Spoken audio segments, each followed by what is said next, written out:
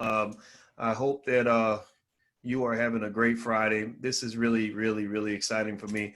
I'm containing myself because I'm ready to explode right now. I want to start off just first of all by saying welcome to our first Black Stock Market weekend. This is the first time we've done this. We've done similar things. We've done similar events that were on the weekend, but this is the first time we've done an event that was the entire weekend.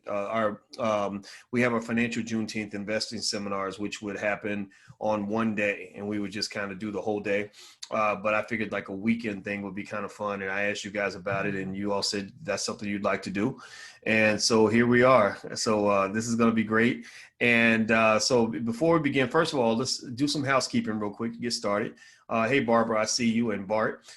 You have two areas where we can engage with each other, and you can engage with me.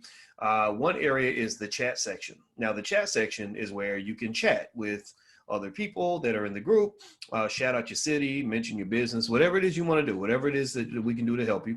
And then there's the Q&A section. The Q&A section is where you put your question. So if you put your question in the Q&A section, I'll see it and I'll answer it there. If it's in the chat, I'll probably miss it because there's a lot happening in the chat. Okay. And so, so let's also talk about how this weekend's going to go. So this weekend's going to be fun. You're going to learn a lot. You know, I know this stuff really well, and I'm excited. I like teaching Black people, and I think I'm pretty good. I think I know how to break it down in ways that you've probably never seen before. And so so we're just going to have some fun, and I'm going to answer as many questions as I possibly can. We're going to cover what I call I hope this doesn't sound arrogant, but we call this the Dr. Boyce method, right? The Dr. Boyce method of stock selection, because we put this together. Not even we. When I say we, it's really I don't know if that'd be schizophrenic or not, but it was me and myself and I. So me, myself, and I all got together in a room. There were three of us, and we got into some arguments, and somebody got punched a couple of times. But we came out with this breakdown that it really embodies what I use to select stocks for my portfolio. It also is special and unique in the sense that it pushes out things that are unnecessarily complicated so you can get to the simple points, but it also helps you know what matters and what doesn't matter. And I think that's what's really important with investing. One of the big things with investing that I've noticed is that everybody is, there's so many people that are afraid of the stock market. There are so many people that feel the stock market is a complete scam, that it's rigged. And I'm the first one to tell you that it is. America's rigged. America is a rigged country.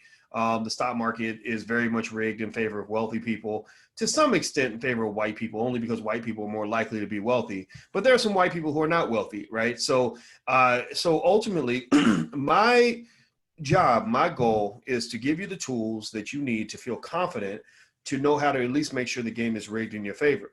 Because I can tell you that despite the fact that it's rigged, there's so much opportunity there that's unbelievable. And what's unfortunate is that sometimes, because we might feel a little bit intimidated or something might seem confusing, we'll miss out on those opportunities. So I see Tanisha's from Jackson, Mississippi, and I see Marlon from Chi-Town. Okay, great. And Kalita from Houston, and is that Antione from Hampton Roads, Virginia. Okay, well, very nice to see you. All right, so you know what we're going to do? I'm going to jump right into it because I would prefer that you get what you came here for. You didn't come here just to hear me yap and ramble and say hi to everybody, even though I don't want to be rude. But I'm one of those get down to business types of people, and I want to make sure that you get 10 times more than what you invested to be here. I know that you did not get here for free. Most of you made some sort of investment in order to be here. And I'm going to respect that by making sure that we over deliver for you. And if we don't over deliver for you, I want you to let us know how we can over deliver for you, because the Black Business School, we are legit. We are an institution. Our goal was to basically occupy the educational space. Our core values are that we believe Black people should educate our own children, create our own jobs, and support Black businesses. So that's what we do. That's what we believe. We have not just the PhDs and attorneys and business owners that are already on our faculty, but we're actually recruiting more people this fall that are going to come in. And I'm talking about people that have made tens of millions of dollars, who've run great businesses, who started businesses from scratch, who've made tons of money in the stock market. So, this is your business school. This is better than college because because we're all black, so we love you. You know, I don't know about you, but I went to University of Kentucky and they didn't even halfway want me there. 2, you won't be left in student loan debt. And then 3, you're going to learn what you need to know. Nothing more, nothing less. We're not going to waste your time, but at the same time, we want to make sure you know what you need to know, because a lot of our people go to college and all this other stuff, and they come out without the skills they need to be successful. And that's just not going to happen. You know, we believe black folks should know how to start businesses, or know how to invest, know how to own property, understand what to do with their money, things like that. So let's go ahead and jump right in and let's get it started here. I'm gonna open up my slides, so give me 1 second. And just so you know, if you have questions, you can go ahead and put them in the Q&A section. And also some of you put questions in the private blog. I sent you that link to the private blog. And what I'm going to do is I'm going to answer questions on the private blog first, and then I'll go into the Q&A section, and I will literally just do rapid fire and just answer a trillion questions. Just if you could make them like 1 sentence or 2 sentences, just so that I can get to them quickly, that would be helpful, extremely beneficial. All right. So, so let me share my screen here. All right. So here we go. Here is this is slide number 1. All right. So welcome to the Black Stock Market Weekend. Once again, this is going to be great. You're going to love it. By the time you walk out of here, you will be transformed. You're going to learn a lot this weekend. You're going to learn a lot about stock investing. You'll probably learn more from us this weekend than you learned in 4 years of college or learned your whole entire life. I guarantee you, we have a way of kind of doing that and having that effect on you. If you've ever taken a class or a seminar from us in the past, and that's your experience, say something in the chat so other people know that I'm not just blowing my own horn. We're not just bragging here. We really have something good here. So say something in the chat if you've already taken a seminar, if you've been in a program, if you've been participating with the Black Business School for a while. Let the newcomers know how great this is, and that this is your institution. We were built for you, by you. And I just want, and I'm gonna tell you a little secret. Actually, before we begin, let me tell you a little secret. Indulge me for half a second as I tell the secret. I just had a meeting with yesterday. Alicia's my fiance. She's also a professor of social work. And we went to see our lawyer about my estate plan. And at the attorney's office, I picked up a couple pieces of really valuable information that you guys may want to consider. 2 things. One, first thing he said was, I said, okay, so I want to talk to you about my will. And he said, you don't need a will. I said, what do you mean I don't need a will? He said, no, wills can get contested. They can get caught up in probate court. He said, what you want trusts. And I knew about trusts, and I was going to have trusts, but he actually made the argument, and I'm going to double check this, but he made the argument that if you have good trusts or maybe LLCs or land trusts, things like that, that the trust will go around the probate court to allow you to more seamlessly pass your assets on to whoever you leave it for, right? So one of the big elements of my trust is the Black Business School. I said I need to make sure that every single thing that the Black Business School needs in the event of my death is there, so that they can continue to move forward, hire somebody to replace me, continue to use the content that I've created in the books I've written and everything else for the next 100, 200 years, because I want this institution to survive. And so the other thing that was really interesting was he made the point that really, if you have trusts in place, and especially if you have adult children, that prenups, that you can even get around a prenup just by having trust in place. So you may want to take some time to learn about trust, because one thing that he mentioned, and this is important because everybody in here is a wealth builder. You either have money already, you're getting money now, or you're going to have money in the future. You're in one of those 3 categories.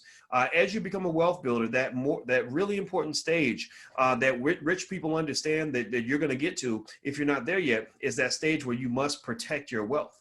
I don't know if you know this, but 70% of all wealthy families lose all their wealth in 1 generation. 70% of all wealthy families lose everything in 1 generation. Their kids just blow it all and it just goes out the window. They marry somebody and baby's mama takes it or whatever. And so that's something you got to watch out for. He also said that $10 billion a year gets lost every year because people don't even take the time to make a basic death plan. Like people don't even tell their partner how to get into the bank account to get the assets. So the assets, whatever money was in your bank account the day you died, and the Grim Reaper doesn't make appointments sometimes. Sometimes the Grim Reaper just shows up and takes you away and you're gone forever.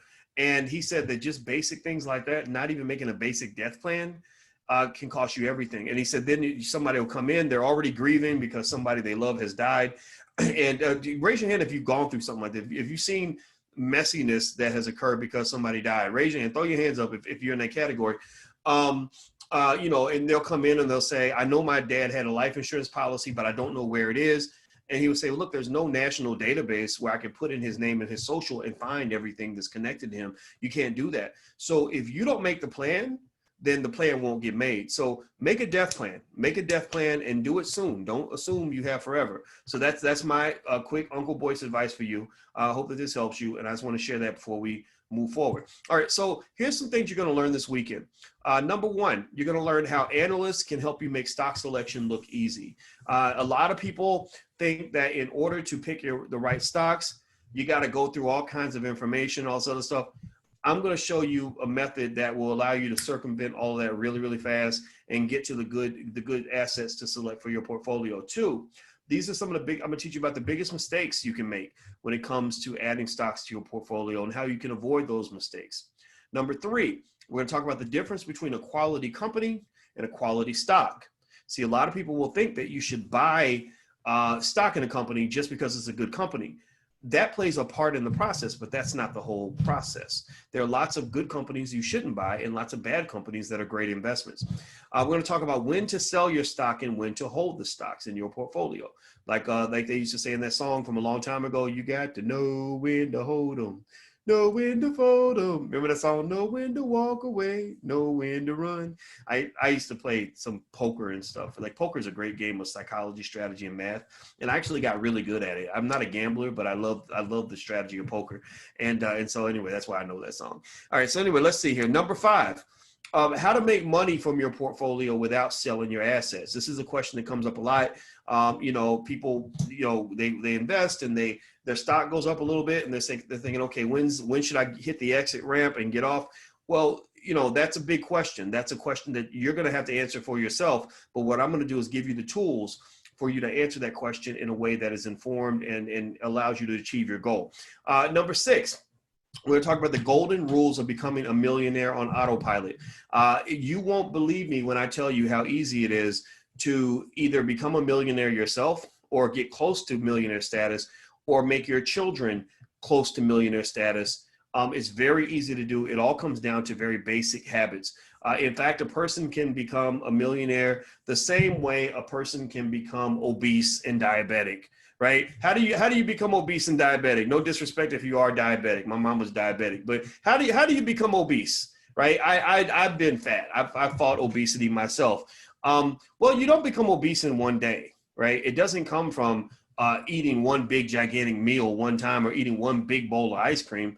It's because every day you're eating a little bit of sugar, a little bit of fat, a little bit of the stuff you ain't supposed to eat, right? You've created a habit, a process, a continuous repetitive process that has guided you in a direction that you don't want to go. Well, the same way that you became obese piece by piece, inch by inch, ounce by ounce, pound by pound, well, you can become wealthy inch by inch, pound, by pound, step by step, right? The same way your body can get overweight and chubby, your bank account can get overweight and chubby, but that's a good thing. That's not a bad thing, right? So ultimately, most of the people that become millionaires in America are what they call automatic millionaires. And we're going to talk a little bit about that and how you can position yourself to go in that direction and not just get there, but you can actually build this wealth by literally investing 20 minutes a year into your portfolio. You could invest more if you want to, but really there are people that build massive amounts of wealth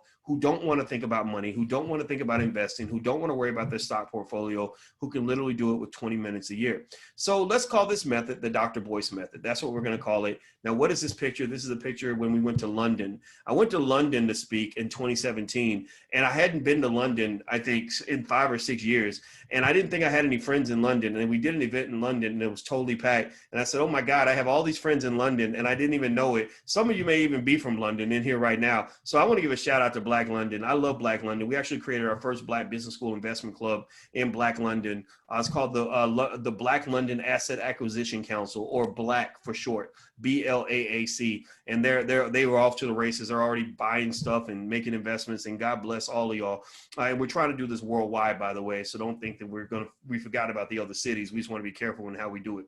Okay, so we're going to call this the Dr. Boyce method. And I want to start off by reminding you of something that's very important when it comes to money. That's my little brother, Lawrence. My little brother, Lawrence, is the president of my company. He's the person I'm leaving the bulk of my estate to, because he's going to manage all of this stuff when I'm done, when I'm gone. I don't think of estate plan. I'm obsessed with my death, not because I plan to die, not because I'm excited about dying, not because I don't want to live, not because I'm sick, but I'm obsessed with it because I learned that when you understand what wealth really looks like and what it means to build an empire, you understand that your physical life is only a small fraction of your entire existence. That that when you're here breathing on this earth, that's only a tiny portion of all the things that are yet to come. I mean, Martin Luther King was around for just a little while, but his legacy lived far longer than his life. Jimi Hendrix, the guitar player, was only famous for about a year and a half. I think 18, 19 months he was famous. But Jimi Hendrix, the legacy is so much bigger. So ultimately, when I talk about, this stuff I was mentioning to you guys about estate planning and stuff like that, it's fascinating because you plan and build your empire and you value your empire the same way you value a share of stock. A lot of people have asked me consistently, they said, Dr. Boyce, I don't understand. How can we be in a pandemic and have the economy crashing and have insane levels of unemployment, but the stock market is going through the roof? How does that work? And I said, because the stock market is only, if you break down, if you literally decompose, and I've done the mathematics behind this, if you decompose the price of a stock, and I would tell you how stocks are valued, but that would be beyond the scope of this discussion. If you're in the Black Stock Market program, there are videos on how stocks are valued, the present value formulas and stuff like that. But if you decompose that and you say, what percentage of a stock's price is determined by what happened this year, versus what percentage is determined by what's going to happen in the future, after this year is over, the proportion of a stock price that comes from things that are yet to happen, that are yet to be, is far greater than the proportion of the stock price that comes from what has happened and what is happening right now. And in a way, that's really, you got to look at your own life in the same way. Your life is like that stock.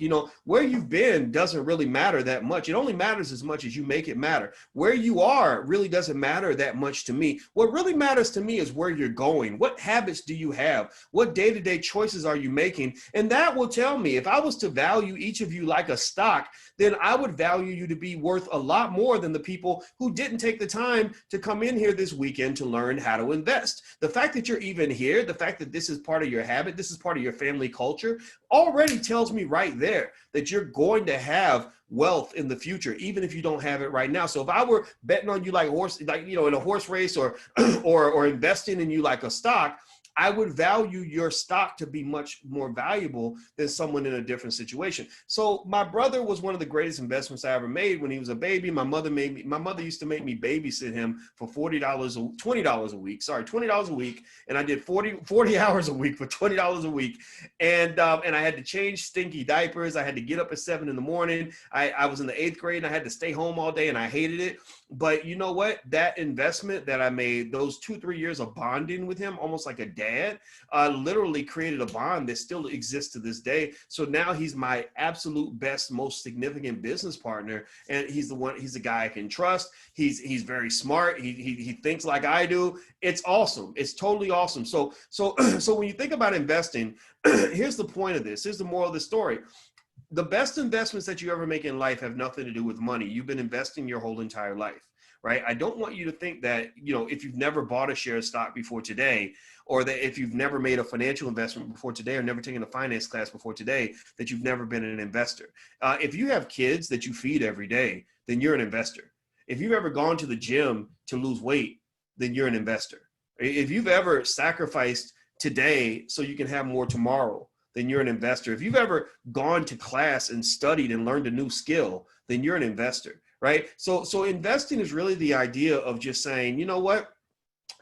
Today is only temporary, so I'm going to sacrifice a little bit of what's happening today so I can have more in the future. I'm going to go a little bit further than everyone else. I'm going to give up a little bit more than everyone else will so that I can live a life that's better than anybody else can, right? So ultimately investing, when you talk about investing, stocks are just an extension of the more significant real investments you're making in your life. Stocks are just the next piece of that. Money is a supplement to your life, not a replacement. So I want you to understand money as a tool so you'll understand what money is, because money is very powerful. Money's not good. It's not bad, or anything like that. Money's just powerful. Money's like fire. Fire can either cook your food and keep you warm, or it can burn you and your family alive, right? Drugs can either heal you and make you better, or they can turn you into an addict and ruin your life, right? So ultimately, money is in that same category as drugs. Now, what I'm gonna do real quick is I'm gonna ask you guys, are you able to hear me and see me? Give me a yes in the chat if you can hear me and see me. I just wanna make sure that we're good. So the slides coming through okay? All right, good. Okay, perfect. Thank you so much. All right, so let's hop back into it. Let's keep it going.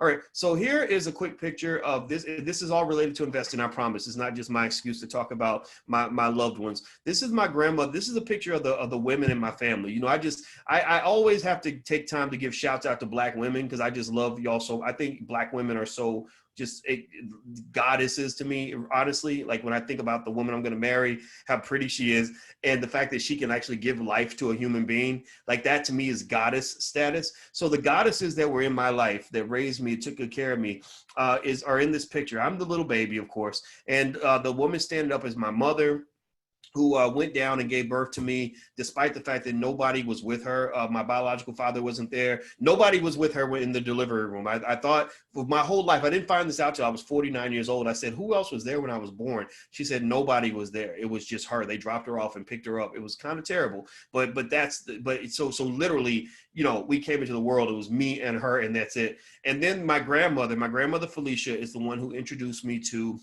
investing. She's the first one that really got me thinking about compound interest. She used to buy me these savings bonds for Christmas and for my birthday. She never got me gifts. She would always get me savings bonds. And I didn't understand them because I would see this thing and it would say 100 on it, but it looked like money, but it wasn't money. It was really hard, like cardboard. I don't know if anybody remembers those old savings bonds. And that's when she explained like that, you know, it didn't cost $100. It's not worth $100, but it will be worth $100 in 5 years, 7 years, or whatever. That was back when banks paid higher interest rates for various reasons. Actually, it wasn't just because interest rates were higher, it's because inflation was actually higher at that time. But now you can't do that. Now a savings bond, it takes you 1,000 years for that thing to grow into anything because money is so cheap, interest rates are so low. And we're going to talk about that in reference to stock investing as we go along. The third person is my grandmother, Marilda. My grandma, Marilda, but none of these women who play such a huge role in my life, none of them have ever taken a finance class. None of them have ever, learned anything about investing. I don't think any of them ever owned a single share of stock their entire life. But what's fascinating is that I remember my grandmother teaching me things that had been taught to her by her mother. Grandma Marilda. Grandma Marilda died of Alzheimer's when she was about 94 years old. And Grandma Marilda just had these basic, like that Black mama wisdom, if you want to call it that, when it came to money, and she'd tell her little things like, okay, you get $1, you give 10 cents to the Lord and 25 cents for a rainy day. Anybody else got grandmas like that? Right? Just that little real basic stuff. And what that was, and so let me just tell you the secret. This is something I think is really utterly fascinating, so that you don't think that, the academics are the ones who know all the answers. Some of your greatest, most intelligent scholars really are those people in your family. I'm not just saying this to be nice. I'm saying this because it's true. So I watched my grandmother, who got married at 15, got divorced at 17, raised 5 kids all by herself. Nobody really helped her. They didn't do child support court and all that stuff. And she never had a financial problem her whole entire life. She never made more than $22,000 a year. She never had a financial problem her whole entire life. My mother and my father, they were big believers in personal responsibility. They had excellent credit scores.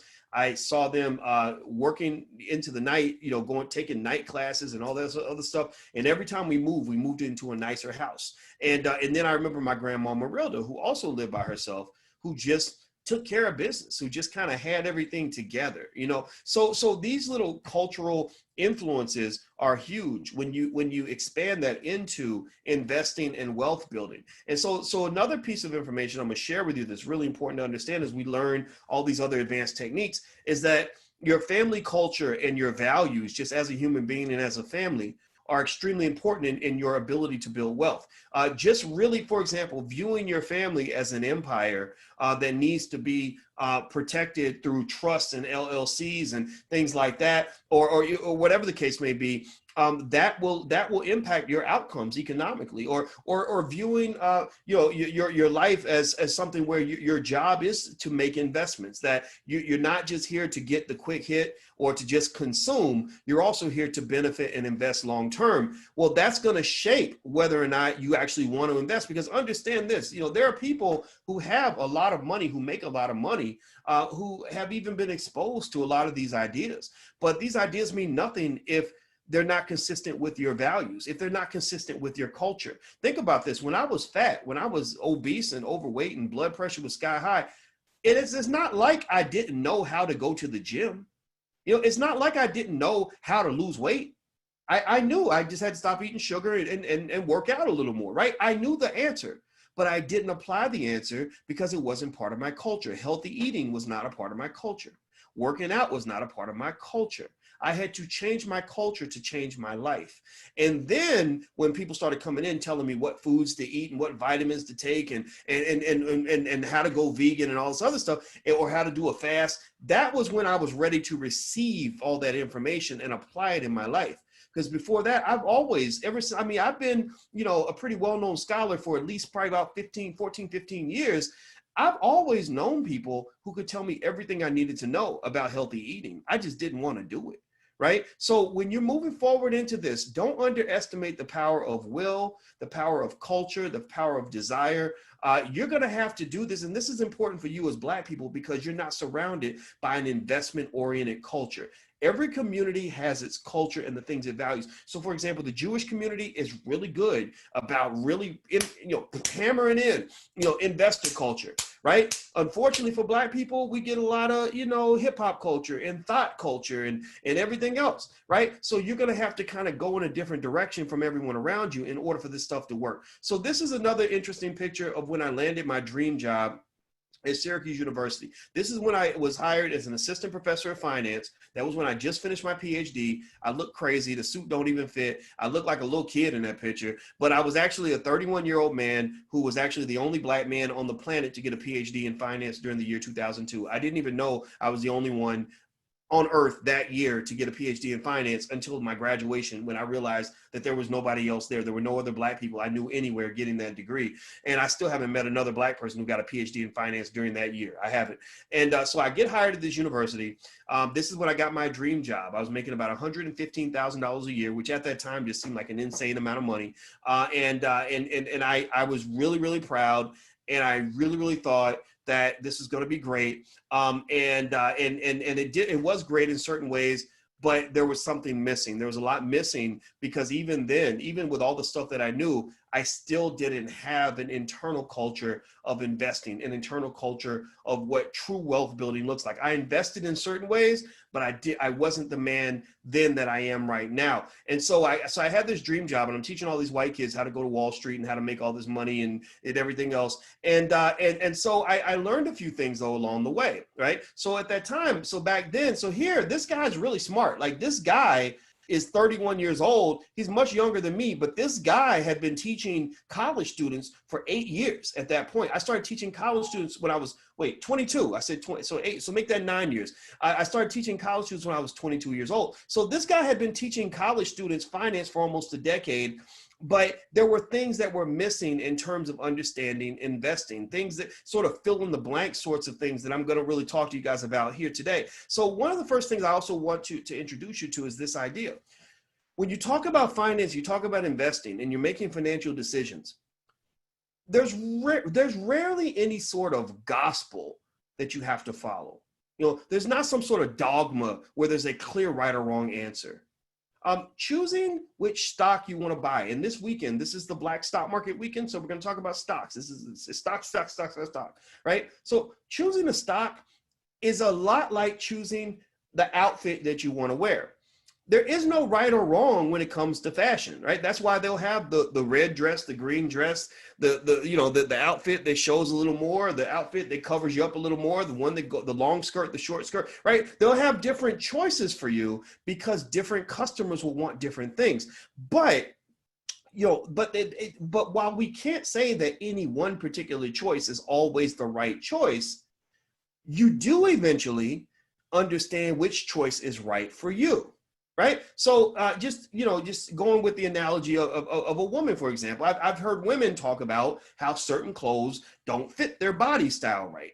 Or, red may not be your favorite color. You may actually want the green, right? Or maybe you get cold easily, so you want things that cover you up a little bit more. Or maybe the profession that you're in requires you to wear long sleeve instead of short sleeve, right? So what happens is you develop a personal style, but that personal style is informed with information, right? I don't know if anybody's ever gone through this. I swear to God, I noticed this on Facebook. I said, I used to think that when you get older, you get less attractive, like you get uglier. I used to just think that. I used to just think, the older version of us would be less attractive than the younger version of us. Don't ask me why.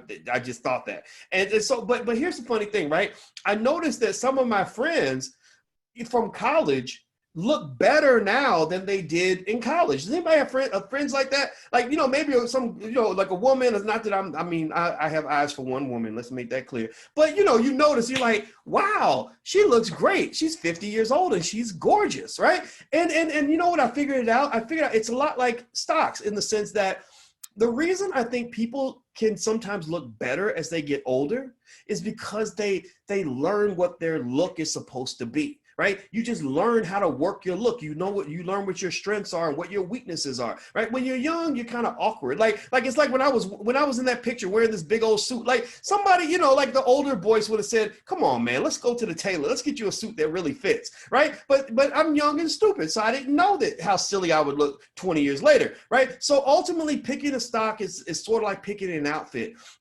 There is no right or wrong answer in terms of which stocks will work for you, but you must be informed on all your options, all the dynamics, and how all the pieces work together so you can pick the stocks that work for you based on where you are, based on your goals, based on how you think, based on your risk tolerance, based on your age. All kinds of factors come into play in terms of determining what to add to your portfolio.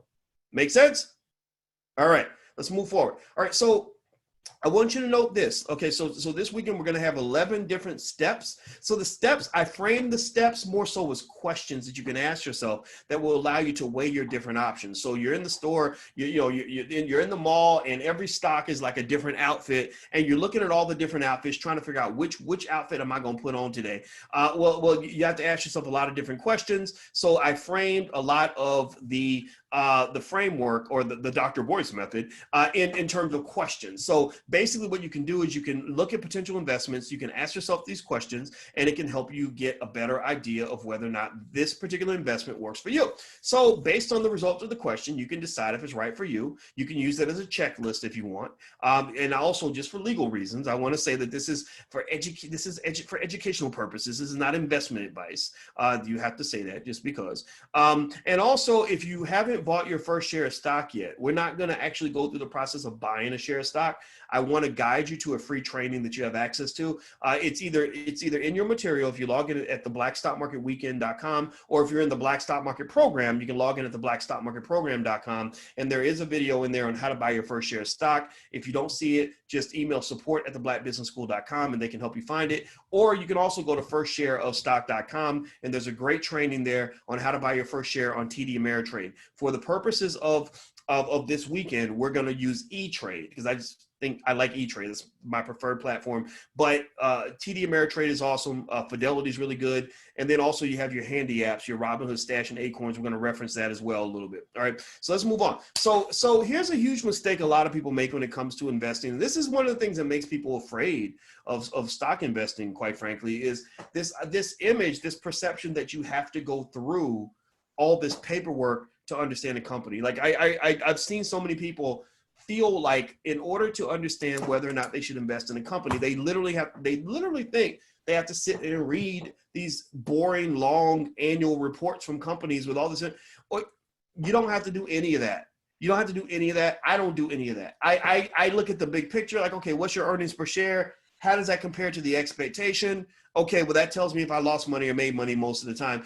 I don't need to know the details, because even if you know the details, it's not going to make a difference in terms of helping you decide if that's a good investment or not. It's just usually not going to work. Why? Well, because you're not an analyst. You're not a specialist. It's like if you have a relative that's getting heart surgery, you shouldn't be doing the surgery. You should find a good doctor who can do the surgery for you. So they have these people called analysts out here. And this is question number one. When you're looking at a stock, what do the analysts have to say about it? That allows you to cut to the chase. Listen to the experts. The analysts are people that all they do is they sit around all day and they have a group of stocks that they analyze. And they'll analyze these companies and they'll look at all their different business interests and ventures, and they'll do the strengths, weaknesses, opportunities, threats analysis, and they'll figure out what they got going on in China and what's going on in Europe and all the different factors that could cause their revenue to go up and go down. And let me tell you what's crazy about that though, right? You would think that somebody who spends all their time, 40 hours a week, analyzing a company's assets and investments, you would think that that person would know what's going on with the company well enough to be able to predict what's going to happen with the stock. And nope, analysts are all over the place. If you have 20 analysts on a stock, you might get 20 different expectations on what's going to happen with that company. But there's a method, there's a way around that if you buy into this particular religion that I'm going to introduce you to. And the religion is basically what I might call majority wins, right? So here's a few things you can do in order to understand whether or not a stock is for you. First of all, watch the news. Like, read the news, watch the news. There's, platforms, CNBC, other places that talk about stocks, Yahoo Finance, they talk about stocks every day. Watch the news and read the news. You may want to also subscribe to a couple of premium services, and I'm going to list a few in a second, but those subscriptions, they may cost you a little bit of money, maybe $20 a year, $30 a year, but they do a good job of helping you figure out why certain companies might be for you. And they also are really beneficial during a time like now. With COVID, there's a lot of uncertainty, and there's a lot of what we call market inefficiencies in that there's just an imbalance of information. The information is very fuzzy. People have different levels of information. Nobody knows what's going on. So hearing the analysts during a time like this, that's when they earn their money. One of the little secrets about the stock market that I really want to make sure you understand is that it's been very easy to make money in the stock market up until this point. I mean, making money in the stock market over the last 25 years literally has been like shooting fish in a barrel. It is the easiest thing in the world. Why is that? Well, because there's what they call systematic risks, systematic factors that affect all stocks. It's almost like a bunch of boats that are in the water, and suddenly a big tsunami comes through. Well, all the boats are going to get lifted up, right? The rising tide does, in that particular case, lift all boats. And so, just because your boat went up in the air, that doesn't mean you're special. Everybody's boat is up in the air because the tide came through, right? So, people have been buying stocks, and this is where you have all these so-called experts that pop up that are like, oh, I understand everything there is to know about stocks, and they don't know anything. They can't really tell you the theory that underlies why a stock price does what it does, but they become experts because guess what? They made money. But you know what? There have been experiments with literally with monkeys. Burton Malkiel taught monkeys how to invest by throwing darts at a wall. And even Burton Malkiel showed that monkeys throwing darts at a wall can make more money than a person who doesn't invest at all. So the biggest mistake you can make when it comes to investing is to not invest at all. Some of you have heard me say this already, but I'm repeating that for the people that are new. The biggest mistake you can make when it comes to investing is to not participate. Even monkeys and 5-year-olds could make money in this market because it's been so easy to make this money. Now, so here's the thing. There are thousands of analysts out there, right, who are already doing the job for you. You don't have to go through the reports yourself. They can go through the reports for you. So this is what I call the majority rules method. The majority rules method basically says, look, you can look at a stock and you can go into, say, Robinhood. And if you go in your Robinhood app, you scroll down on your stock, you'll see analyst ratings for the more popular stocks. These are the stocks that they call the liquid assets. The liquid stocks will have all different analyst reports. The stocks that are more regularly traded, like Disney, will have more analyst reports than those that are not traded as much, like Denny's. This is Denny's. This is Disney. Disney has 25 analyst ratings, and 52% of the analysts say buy, 48% say hold, 0% say sell. So this really pretty much, what this says to me is that, okay, Disney is not one where there's an overwhelming belief that the stock price is going to go up, but there is an overwhelming belief that it's not a stock that you want to sell, right? That if you have it, you should either hold it or you should buy more, but nobody's saying dump your Disney. And also, if you look over at Denny's, it's even more extreme in the sense that nobody's saying dump your Denny's, right? So you could sort of start right there and just say, okay, look, the majority of the analysts are saying this is a good buy. I'm just going to go with the majority, right? But then if you want more information, Robinhood provides these Morningstar reports. Morningstar is another investment service that has analysts that give you reports and information. So you can read what, you can almost like a judge in a courtroom. That's what you are, right? So you can read, well, what do the bulls say? The bulls are the people who expect the stock to go up. The bears are the one who expect it to go down, right? So you read what do the bulls say? What does the prosecution have to say? Okay, well, we believe you should buy this stock because it's got this going on and that going on, and the upside is wonderful and amazing and blah, blah, blah. And then the bears come along and the bears are like, no, that's not true. This stock is terrible. It's going to go down, blah, blah, blah, right? So in a way, it's like that, but that's the nature of risk, right? That's the nature of risk. Nobody's really right and nobody's really wrong. Everybody's kind of right and kind of wrong because all these individuals are referring to possible states of reality that could occur, right? And that's actually how the human brain operates. This is a secret in terms of why Black people are less likely to become entrepreneurs than other people. Let me explain why. It has to do with your trauma. When psychologists look at risk and the way we perceive risk, all risk doesn't just have a downside. Most risk has an upside, right? If you take a chance, if you go to Vegas, there's a chance you could lose everything, but there's a chance you could make $1 million, right? So there's an upside. There's always an upside and a downside.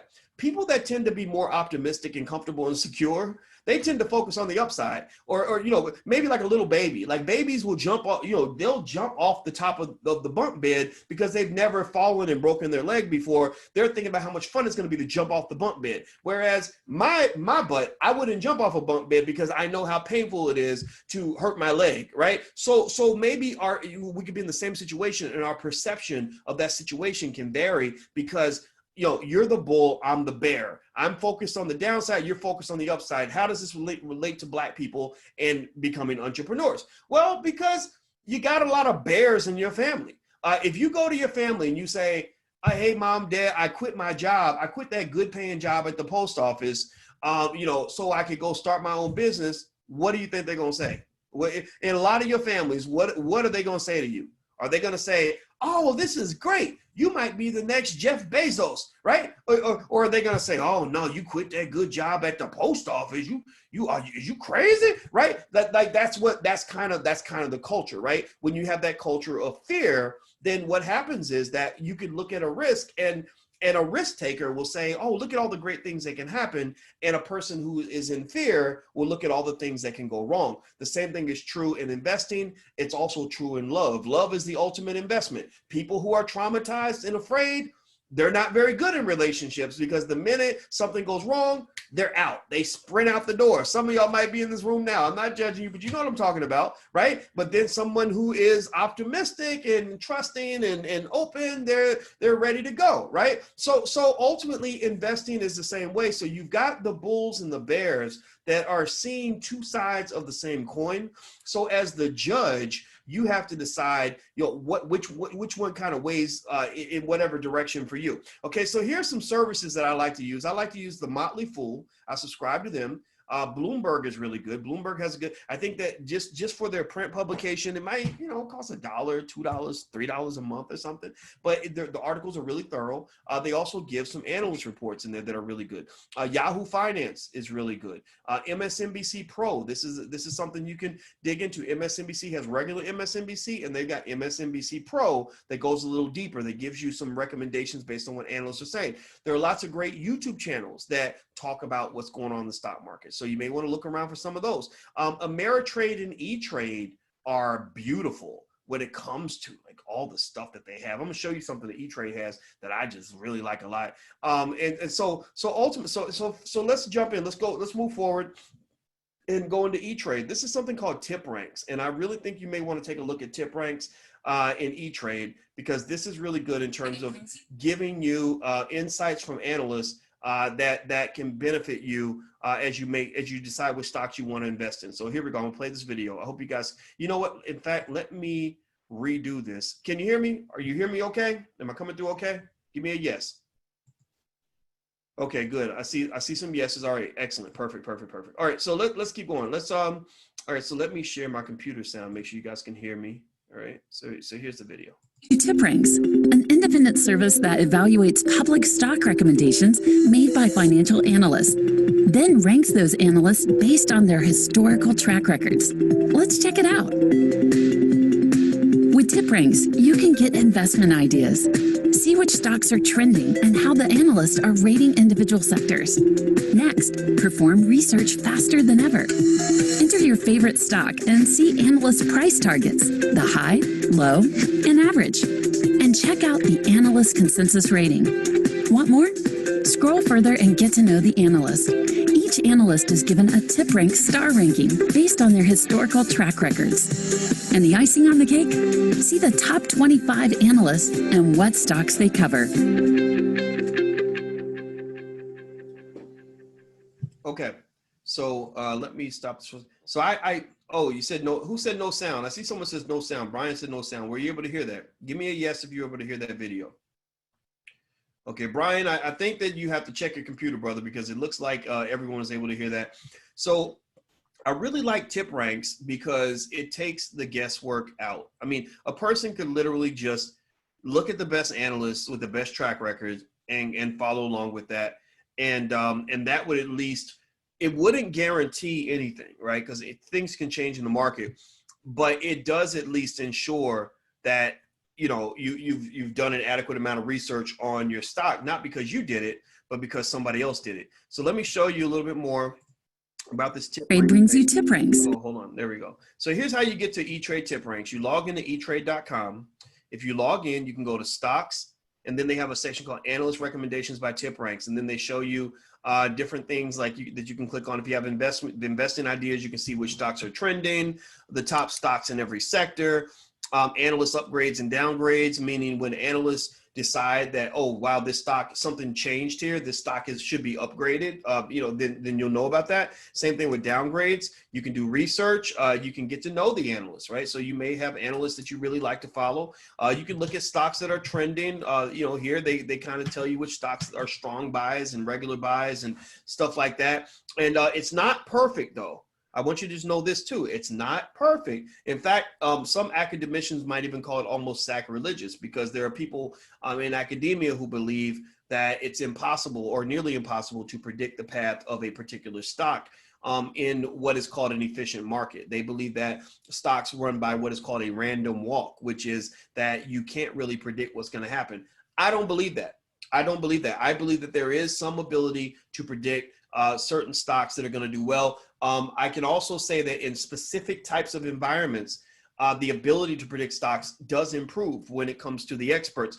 In COVID, if you go back and you look at the beginning of the COVID crisis, the beginning of the pandemic, if you were listening to what the experts were saying, they were saying that you should go run to the safe havens, run to the deep side of the ship, because some of these companies may or may not make it, but these companies are gonna do well no matter what. And or these companies are stay-at-home stocks. They're gonna do fine. Zoom takes off, right? Zoom was the first one that just became a superstar. Amazon stays strong. Apple adjusted. Apple's able to adjust. Disney's working their way out of a really deep hole that they have, right? Because they shifted from physical to digital, right? So you have some companies that just have really good management that are able to navigate crazy waters, not just because they're smart, but because they are caved in terms of not just expertise, but also access to capital, right? So some companies, though, that they have bad balance sheets, like too much debt got hammered. Like, for example, Hertz. Hertz is an example. We're going to talk about Hertz in a little bit, because Hertz was a very popular stock that everybody wanted to buy. And I'm going to tell you exactly why a lot of experts don't believe you should buy Hertz, but we're going to talk about that in a minute. So let's keep going. All right, so next slide here. All right, so here's a second question you can ask after you ask about the analyst is number 2. Is this a dividend paying stock? And if so, do I care? Now, dividends are something that a lot of people ask about. It's something that you've heard about. Dividends are interesting in the sense that they can provide income from the stock that you own. Stocks from high growth companies don't tend to have high dividends. Companies that are growing fast don't pay much of a dividend because they're not going to give the cash away to the investor. They're going to use that cash to fund their growth. Growth is very expensive. Growth in a company is like feeding a hungry baby. Like I kid you not, you know, the kids, Alicia's kids are not my biological kids. I think you might know that, but if you don't now, you know. And their dad is super tall. He's like 6'7". So it makes me just feel like a tiny little man. And all his kids are just growing. Like every week, they grow like an inch, you know, and the 17-year-old is 6'6" now, and he just eats constantly. Because he's growing, he has to feed all that growth. He eats and he sleeps like a baby. And so a growing company is like a growing child. It's constantly eating cash. And so when they talk about the ability of a company to finance their growth, that's what they're referring to. They're basically saying, look, we got this growing baby and we need as much cash as possible. We need to borrow some money. We need to hold on to our cash flow so that we can help this company grow. Jeff Bezos had a heavy growth period with Amazon where they weren't paying dividends. They weren't worried about making a profit even. They were just trying to grow. Elon Musk has talked about Tesla and said, we don't care about making a profit. It's profits for suckers. We're not trying to make a profit. We're trying to grow. We're trying to get to Mars. We're trying to become the biggest company in the world, right? We're trying to compete in the auto industry with Tesla. So ultimately, a lot of times, you know, when people, you know, sometimes in media, they'll talk about whether or not a business owner made a profit, and they will use that as a, you know, as a definition of whether or not they're a good or bad business person. And I will just tell you, you know, that tells me right there that you don't understand business. Profit is not the number one factor in running a solid business. There are some really high quality businesses that deliberately operate at a loss. So don't ever get caught up in profitability. In fact, profitability is not the leading reason. When companies go bankrupt, profitability is usually not why they go bankrupt. They go bankrupt not due to a lack of profitability. They go bankrupt because of a lack of liquidity. There are lots of really profitable companies that go bankrupt because they had too many sales. They had too much growth. They were getting too popular and they couldn't fund that growth. Right? Like if you run a clothing store and you suddenly get inundated with a ton of orders, Nipsey Hussle's store had that problem. When Nipsey Hussle died, his little store, the Marathon store, got all these orders. Well, they couldn't fund all that growth. They said, we can't fill all these orders. We don't have the infrastructure to do this. So they had to go borrow money in order to be able to finance all that growth. So growth is very expensive. Sometimes growth can actually be a curse. But what really matters in terms of a company's ability to survive, particularly in a pandemic like this, is liquidity. Do they have enough money that they can go borrow? Do they have lines of credit? Can they go to the bank and get what they need in case something goes wrong? Because that liquidity is what helps you stay afloat when times are tough. Now, someone keeps asking about, okay, Marcus says the screen you were sharing is blank. Is the screen blank? Were you able to see the screen? Let me know if you guys are able to see the screen. I want to make sure that this is okay. So you were able to see it. Okay, yeah. I apologize if you couldn't see it. So let's go back to this. Okay, so let me see. I'm gonna look in the chat again. Now I'm getting a little bit self-conscious. Can you see the screen? Do you see the piggy standing on top of the money? Give me a yes if you see the piggy standing on top of the money. Who sees a piggy? Okay, Jacqueline and Gigi, Vanessa. Okay, Carmelita. Okay, good. All right, so the screen is fine. Thank you very much, Carmelita. I see you, Carmelita. Carmelita is one of our really important team members at the Black Business School, and I appreciate everything you do. Thank you so much. All right, so moving on. All right, so first of all, you can Google the dividend yield of a company. If you want to know what the dividend yield is of a company, you can Google it. And what is a dividend yield? Well, it's a little bit like an interest rate. A dividend yield is the amount of the dividend, like annually, like the total amount of the dividend paid in a year, divided by the stock price, right? So if the stock price is $10 and the company pays a total of $2 a year in dividends, then the dividend yield would be 2 divided by 10, which actually would be very high. That's 20%. Companies don't pay 20% dividends typically. So you can Google the dividend yield of a company, and you can literally type in, General Electric dividend yield, and it'll tell you what the dividend yield is. Also, more mature companies are more likely to pay dividends.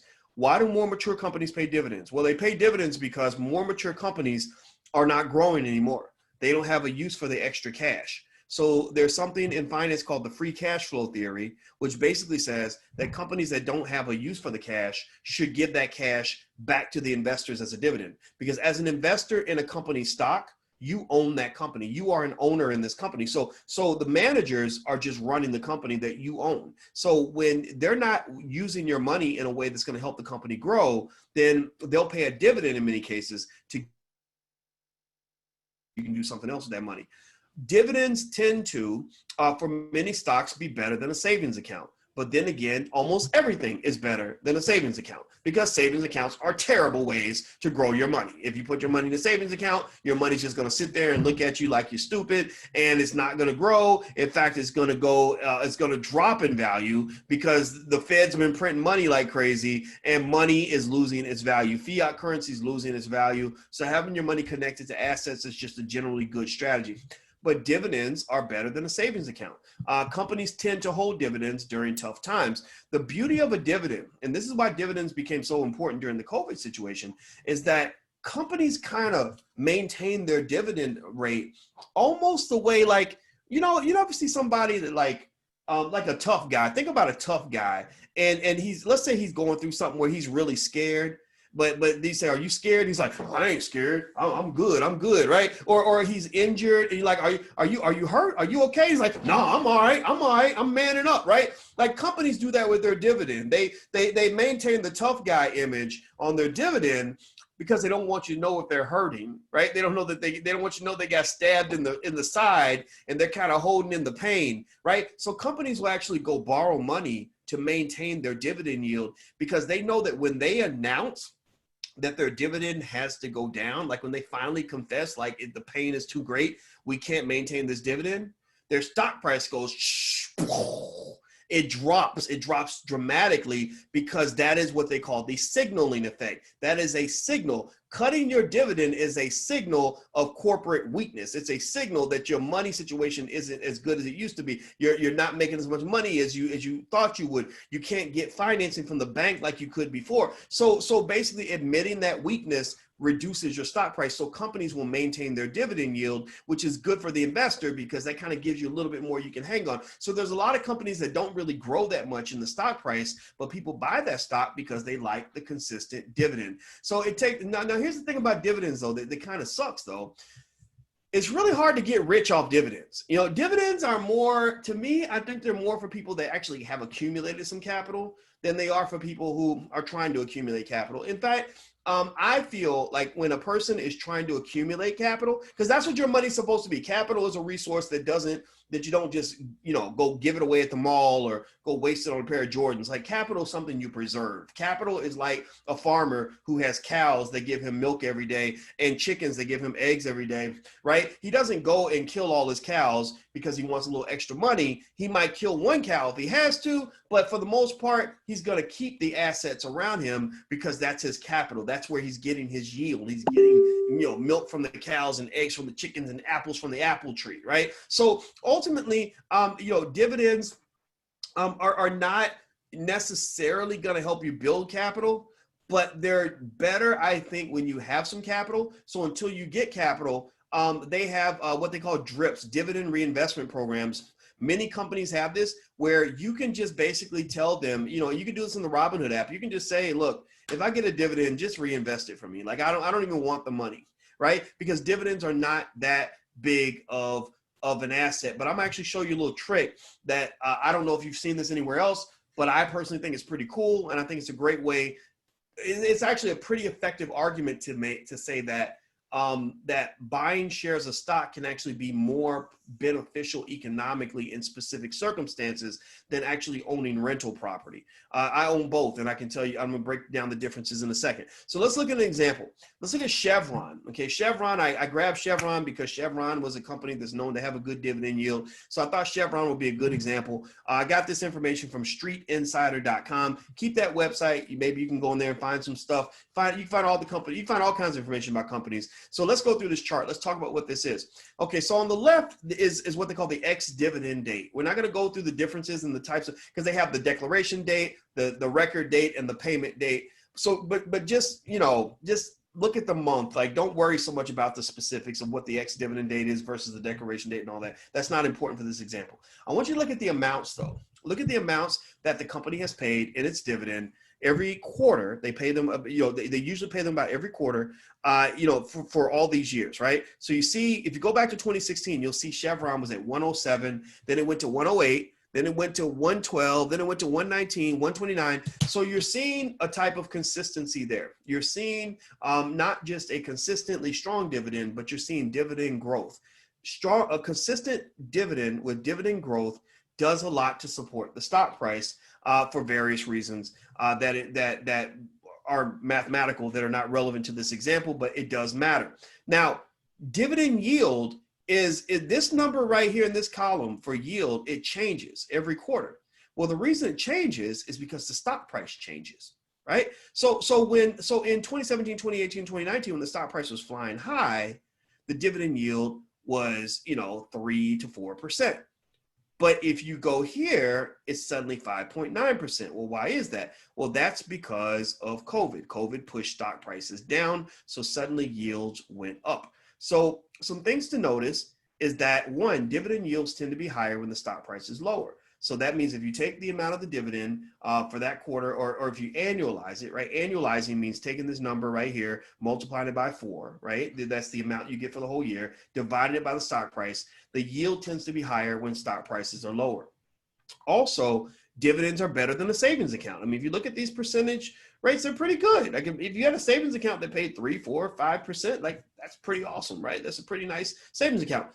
Dividends also tend to be really consistent. Companies that pay dividends, they really, really work really hard to be as consistent as possible, because consistency implies strength, like, you know, continuity, doing the same thing the same way every time. Like if you watch, like I always find myself fascinated when I watch like the Chinese government, when they all get together in this big Politburo and they're all sitting there and they're all wearing the same colored clothes and they're all doing the same thing at the same time. Like that just really signals like the vastness and the strength of the empire, right? So there's something about that consistency that people tend to really like. And so that's why companies tend to be very consistent with their dividends. So you may ask yourself, well, how many shares of Chevron would I actually need to own in order to make, say, $10,000 per year on dividends? Well, let's do this example. And this is why this is going to hopefully allow me to show you why it's really difficult to make a living on dividend income. Dividends, at the very least, I mean, typically, maybe if you get lucky, dividends can help you, you know, pay your car note.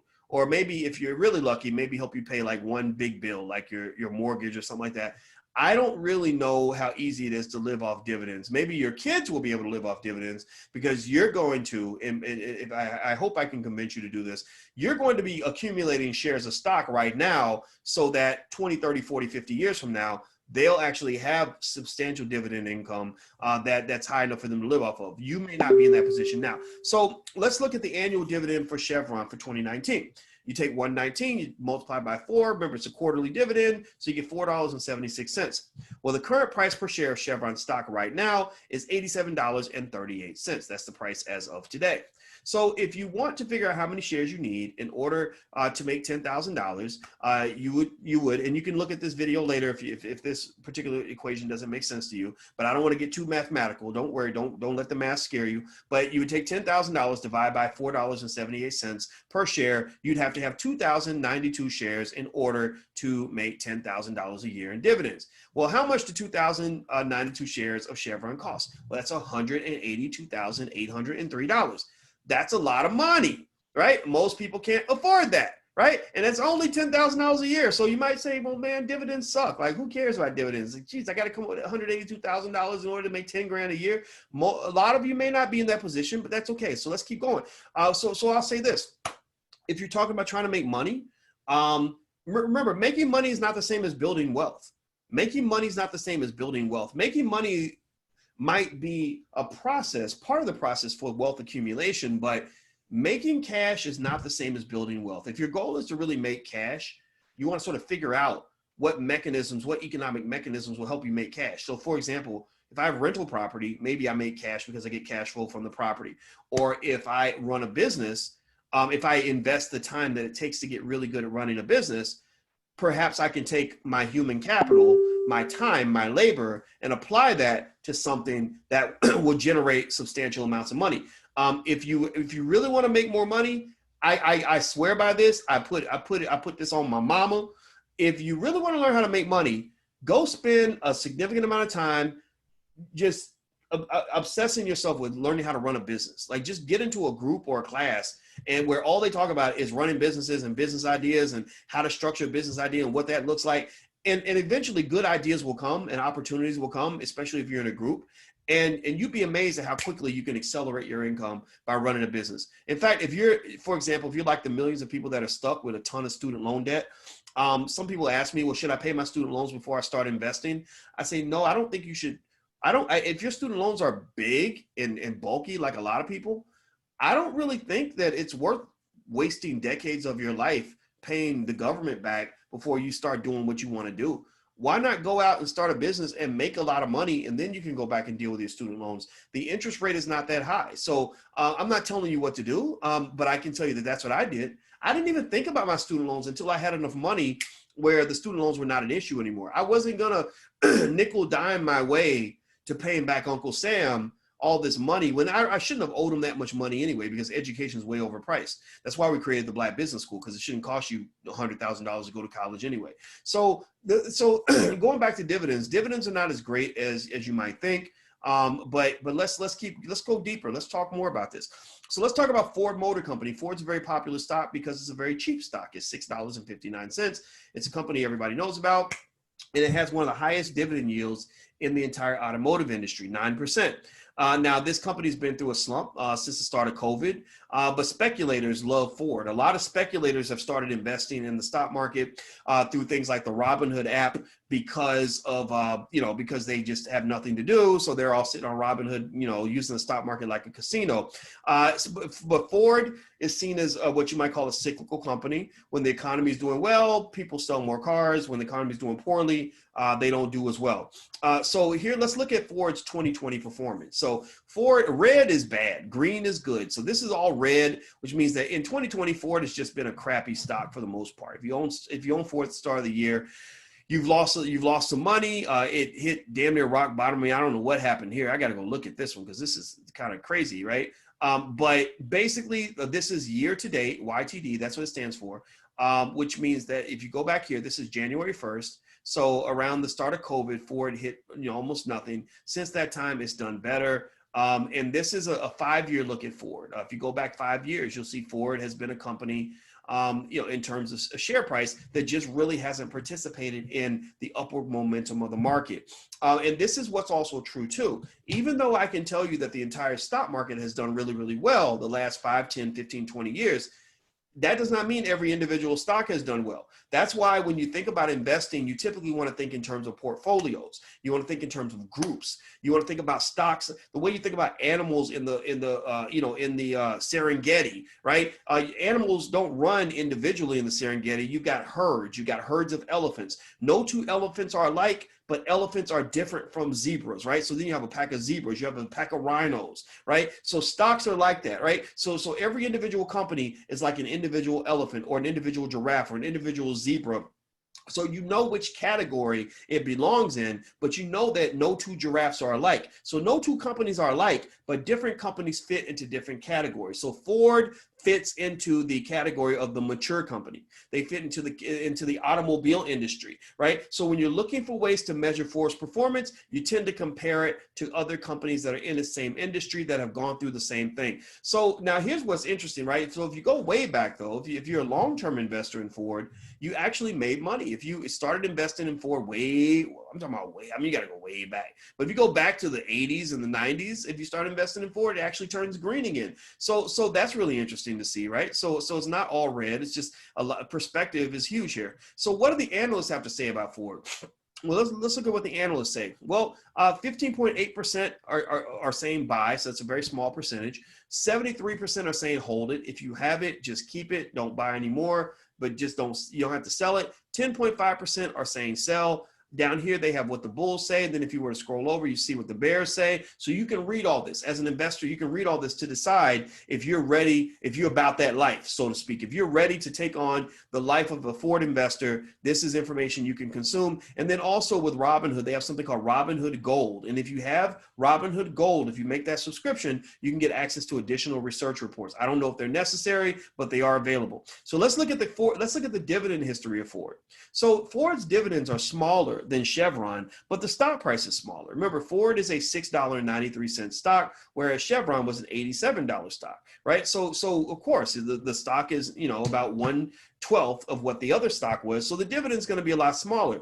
And so here you see that Ford, despite all of its challenges, has also been a company that has held on to its dividend for dear life. There's only one point here where they dropped the dividend a little bit. It has special here, so that was like a special dividend, I guess. And but for the most part, it's been 15, 15, 15, 15, 15. So Ford is basically trying to play the tough guy. They're like, no. Despite what we're going through, we're gonna pay that dividend. We will deliver that dividend. So there are investors who invest in Ford not because they think Ford is going to take off, right? We can look at these previous graphs, and we know that Ford has not, this year or the last 5 years been a great investment. But a lot of people own Ford because they like that dividend yield, right? So let's dig deeper. Let's keep going. So how many shares of Ford would you need in order to make $10,000 a year in dividends? Let's do the same calculation. So the annual dividend yield is 15 cents times 4, 15 cents per quarter, 4 quarters, 60 cents a year. The current price per share of Ford stock is $6.93. If I wanted to get the annual dividend yield, I would take the 60 cents divided by 6.93. That's where that 9% came from. And then the number of shares you would need in order to make $10,000 is you would take the $10,000 divided by the dividend per share, 16,667 shares, which will cost you $115,000. So it's cheaper than Chevron, but it's still not, you still have to have a lot of capital to get that $10,000 in dividend yield every year.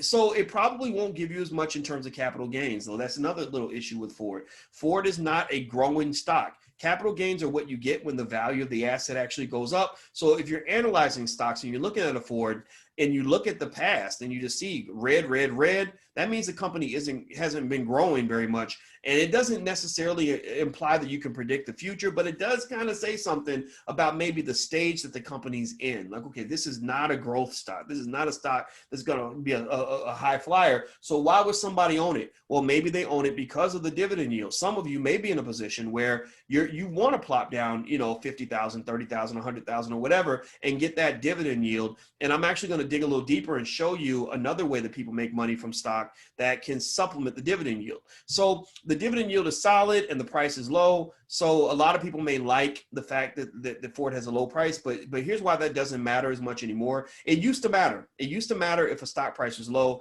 Now that's kind of irrelevant because you have something now called fractional shares. Fractional shares are where you can just buy pieces of a company, pieces of a stock, the same way you buy Bitcoin. So a company like Amazon, where the share price is $3,000, or is it Amazon that's 3,000? Yeah, I think it's about 3,000 if I'm not mistaken. Google's about 1,500 if I'm not mistaken.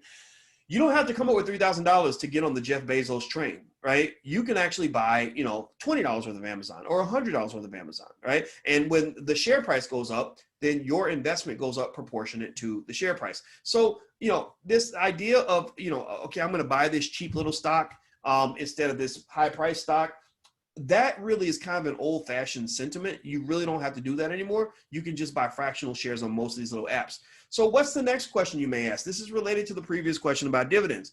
Are you exercising your options? Now, this is not the options class. We have an options master class. We meet every Wednesday night. Some of you are in that class, and so you may be more advanced than those who are in this room. But I'm going to give a baby options primer so you can have just enough information so that you can understand where I'm going with this and why I think it might be worth your time to take time to learn how to use stock options. Stock options are this really interesting side market that's been created in addition to the stock market. So options, just to give you, again, the very basics, there are a couple types of options. Stock options allow you to manage risk and also to manage cash flow. You can buy options or you can sell them. Or you can engage in what you might call complex strategies. Also, income can be earned if you sell some options. So there are two types of options. There are calls and there are puts. Calls mean that you expect the price to go up. Puts means that you expect the price to go down, right? So I'm going to put this on the screen so you can see it. So a call option basically means that so if I buy a call option on IBM stock, I'm expecting the price to go up, right? There's more details there. I'm skipping over a lot, but that's really what you need to know for now, right? So if I think IBM stock is going to go up and I want to participate and make money when IBM stock goes up, I may not actually buy a whole share of IBM stock. I may just buy a call option on IBM stock, right? Now you can specify the type of call option you want, things like that, but that's kind of the gist of the thing, right? So the put options are different, right? You've got it's almost like heaven and hell. The call options want to go to heaven. The put options are the opposite. The put options want to go to hell. If you buy a put option on IBM stock, that means you're a bear. That means you're expecting the price to go down. Put options make money when the price goes down. So sometimes investors will buy a put option on the stock that they actually hold as an insurance policy, where they'll say, okay, look, I'm worried that the stock is going to drop, so I'm going to buy a put option because when the value of my stock drops, the value of my put will go up, so it's going to protect me. That's what they would call a hedge, okay? So why do I bring up call and put options in this framework, and why did I try to teach a deep subject to you in about 3 minutes? Well, it's because in this market for calls and puts, every asset, this is just a universal rule of all finance, every asset must have a buyer and a seller. Every asset is like a child. Every child must have a mommy and a daddy. There's no child ever that I know of anywhere, but then again, they always coming up with stuff, right? Every year they're always telling us about something new. But there's no child I know of anywhere, or definitely none of your friends, who are here without a mommy and a daddy. No, there's no immaculate conceptions, right? So every asset that exists in the financial market must have a buyer and must have a seller. The price that is listed in the market is not a number that they made up and pulled out of the air. The price is the last transaction that occurred between a buyer and a seller. So if they tell you that the cost of IBM stock is $84.45, they didn't pull that number out of the air. They got that number by saying, okay, where's the last transaction that was made on that stock and what was that price, right? That's where they get it from. So every asset has to have a buyer and a seller. With options, it's fascinating because you can be the seller or the buyer. So you can buy a call option on a stock, or you can sell a call option on the stock. You can buy a put option on a stock, or you can sell a put option on a stock. Now there's more to learn with this, right? So I encourage you to go learn more, but that's the gist that allows me to get to what I want to get to in terms of earning income from your stocks. So you can do either one. Well, one of the things that a lot of people do in order to make money from their stocks is they will sell options on those stocks. Right. So selling a call option, and I'm taking a chance here because I'm gonna have to explain something a little bit deeper, and I just don't want the conversation to get distracted. But basically, if I sell a call option basically just says if the price goes beyond a certain point, someone else can come buy that stock from you at that price. So if I have a call option on IBM stock with a strike price, they call it the strike price of 100. That means that if the price goes to 110 or 120, that somebody I sold someone the right to sell it to me for 100 because that's the price we agreed on. We agreed that if this price ever gets over 100, you can come buy it from me for 100, right? So the thing is though, that you can actually make income by selling options on the stock that you own. Now, the thing about options, though, is they trade in blocks of 100. So when they talk about one contract, you move the decimal place over 2 spots because actually they're talking about 100 shares. So I'm going to show you an example to kind of help you understand this. So let's go back to Ford stock. Let's go back to Ford. Remember, we were talking about Ford, and we're talking about the dividend yield and how many shares you had to own and all this other stuff, right? Okay, so let's say that the current stock price is $6.93. Remember, that's what the stock price was. Now, imagine if someone said, look, if you own Ford stock, you can actually you can sell or write a call option with a strike price of $7.50. That means that if the price goes above $7.50, somebody can get your shares. There's also always an expiration date. There's a time frame it must happen within. If it doesn't happen within the time frame, then the option's null and void. So you can actually sell someone the option to buy your shares at $7.50. And let's say that the price of each option that you sell is 13 cents per share, right? So you're selling them the right to buy your stock at $7.50. You have to have over 100 shares, though, in order to do that. So the options trading units of 100. So 13 cents a share. This is a 1 month. This is a 1 month call, which means you have 30 days for the price to hit $7.50 for you to buy it from me at $7.50. Right now, the price is only $6.93. So right now, when I collect this 13 cents per share, that's my money. I don't have to give you anything because the price hasn't gotten to $7.50. Now, if the price gets to $7.50, you then have the right to come in and buy my shares for $7.50. So you do this on 100 shares. So your income would be what? If you have 100 shares, your income would be $13 for that month, right? That's very important. Or if you did it every single month, you would make $156 per year, 13 times 12. Now, 100 shares of stock would cost you $693. That's a more manageable, more reasonable amount of money for most people, right? So a person could spend $693 on Ford stock. And assuming the stock price doesn't do anything crazy, and actually, believe it or not, if your options do get exercised, like if the price does jump, it actually benefits you because you get to make that extra money when the price goes up. But we won't talk about that because I don't want to complicate the discussion. I just want to make one key point here in terms of what writing options can do for adding to your income that you earn from your capital. So you can make $156 a year off an investment of $693. That's actually quite substantial. Let's scale it up a little bit. Let's assume that you buy 1,000 shares, which would cost you $6,930. Well, instead of making $13 a month, you make $130 a month or $1,560 a year. Let's assume you've got even more money than that. Let's say that you spend a few years and you get up to 10,000 shares of Ford. So that's going to cost you $69,300. You're selling this very same monthly call option will make you $1,300 a month or $15,600 per year, assuming that you were able to sell that same option every single month. That's not bad. That's a pretty good yield, right? Let's keep going. Let's think about this. So don't forget your dividends too. Remember, when you own the stock, you get the dividends also. So your dividends, if you have $10,000 worth of stock, you would make $6,000 in your dividends because because of what the dividend yield was. So let's keep going.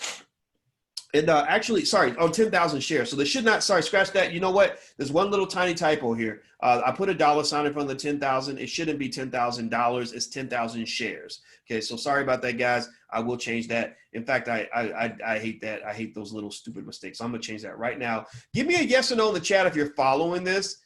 So that way I can know if I need to repeat some of this. Because I was really apprehensive about trying to explain options in 30 seconds or less because it is kind of a touchy thing.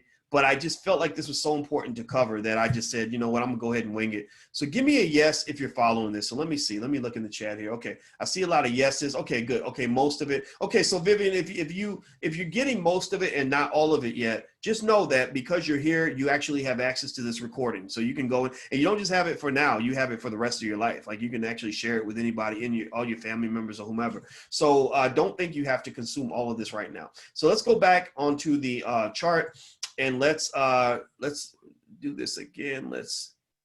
Okay, current slide. Let me see if I can make my slides work. There we go.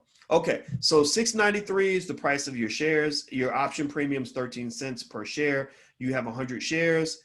You make $156 a year or $13 a month. 1,000 shares, it becomes $130 a month. 10,000 shares, which would cost $69,000, is $1,300 a month. So, or $15,600 a year, and you get your dividend on your 10,000 shares. Let's keep going.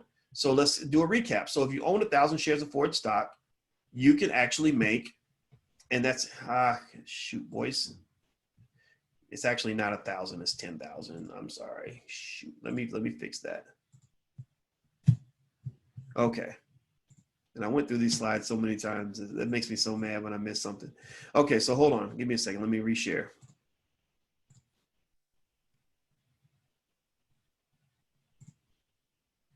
Let me hit that button again. There we go. So if you own 10,000 shares of Ford stock, you can make $15,600 per year writing call options. Plus, you would actually receive $6,000 per year on dividends. So your total income is $21,600 a year. That's pretty good on a $69,300 investment, right? Now you could do this with smaller amounts. It's just, you knock a zero off, right? So if 10,000 shares is too much, you could do it with 1,000 shares. If 1,000 shares is too much, you can start with 100 shares. It's all about yield and percentages, percentage return, comparing it to a savings account. That's pretty much what you're doing. So compare this to rental property.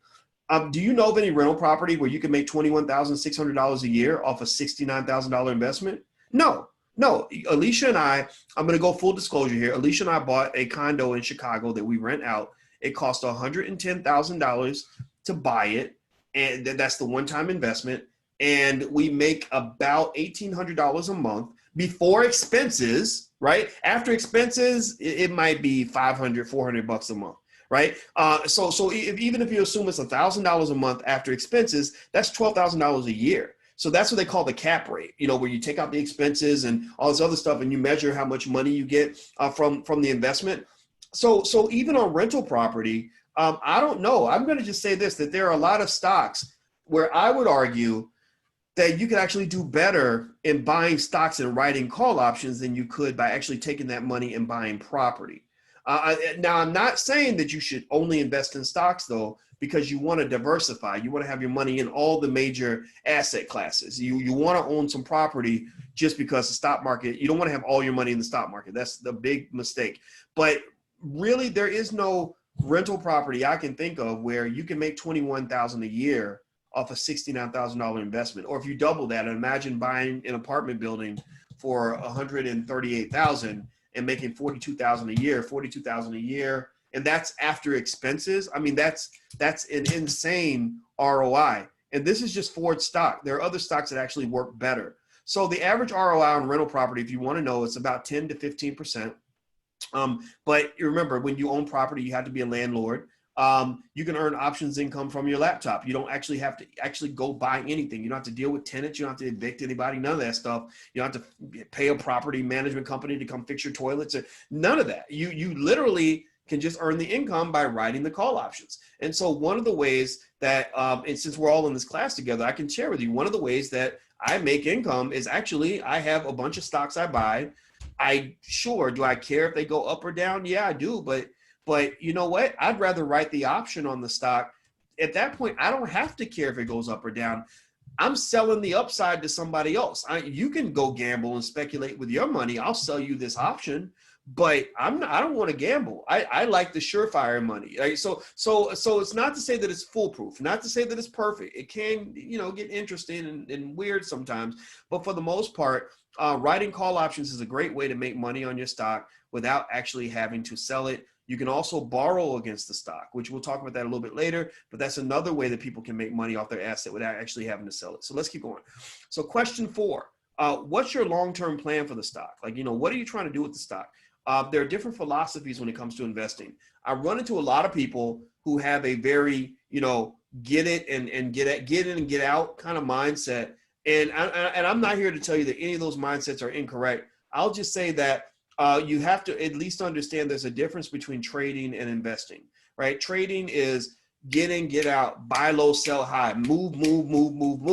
Investing is where you plant a seed and you just let the seed grow. A farmer will tell you, don't mess around with the seeds too much or they won't grow properly, right? So really, with investing, you have to kind of think about what you're looking to do. And so when you add an asset to your portfolio, you may want to ask yourself, what is my time horizon? Time is a beautiful thing. Time is the most valuable asset in the universe, because most of the time when it comes to investing, if you have a broad portfolio and you're well diversified, meaning your money's spread out, that's probably the most important rule of investing, is don't put all your eggs in one basket.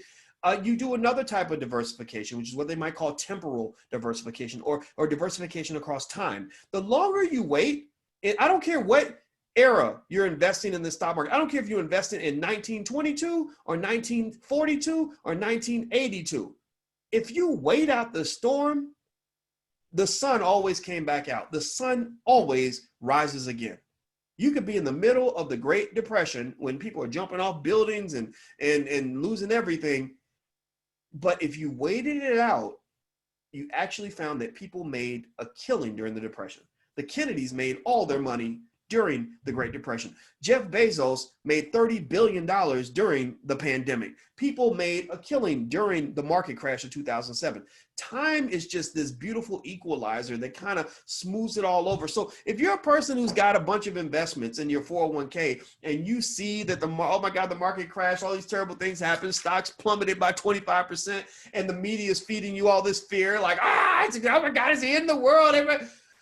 If you don't like that, then you can kind of do what they used to do in that Calgon commercial. Anybody remember that old Calgon commercial? Like, Calgon, take me away. It was like some white woman who was like using it. She would get her Calgon and she would just go into like another world. Like, you could just go away. You could just shut down your portfolio, shut off your app, go away for a year, consistently keep consistently investing in a diverse range of stocks, and you come back a year later, chances are things will be better a year later. You come back 2 years later, they're almost definitely better 2 years later.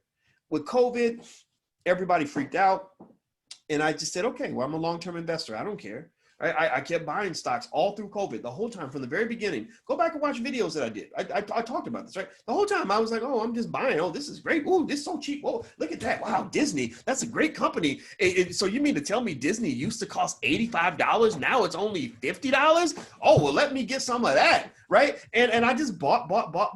And then what you saw was the market rose. Now, what happened with COVID was the market rose faster than was anticipated. The average bear market, the average downturn lasts for maybe 14 months. That's the average amount of time a downturn lasts, just for future reference in case we run into another crash, which we will. There's always a crash. There's always a crash around the corner. Never believe it's always going to be good. But this was fascinating. This recovery was like 3 weeks. And so this was literally easy money. This was the easiest money I have ever seen in my life. But in order to get that easy money, man, you had to focus. You had to focus. The people that were so worried about the fear and going crazy and scared to death and blah, blah, blah, blah, and everything else, and just so busy worried about whether or not Trump was gonna, Trump was gonna wear a mask at the press conference. Those people didn't make any money. Those people got stuck. The smart people were the ones who, just consistently continued to do what you were doing before and just said, I'm just going to wait this out.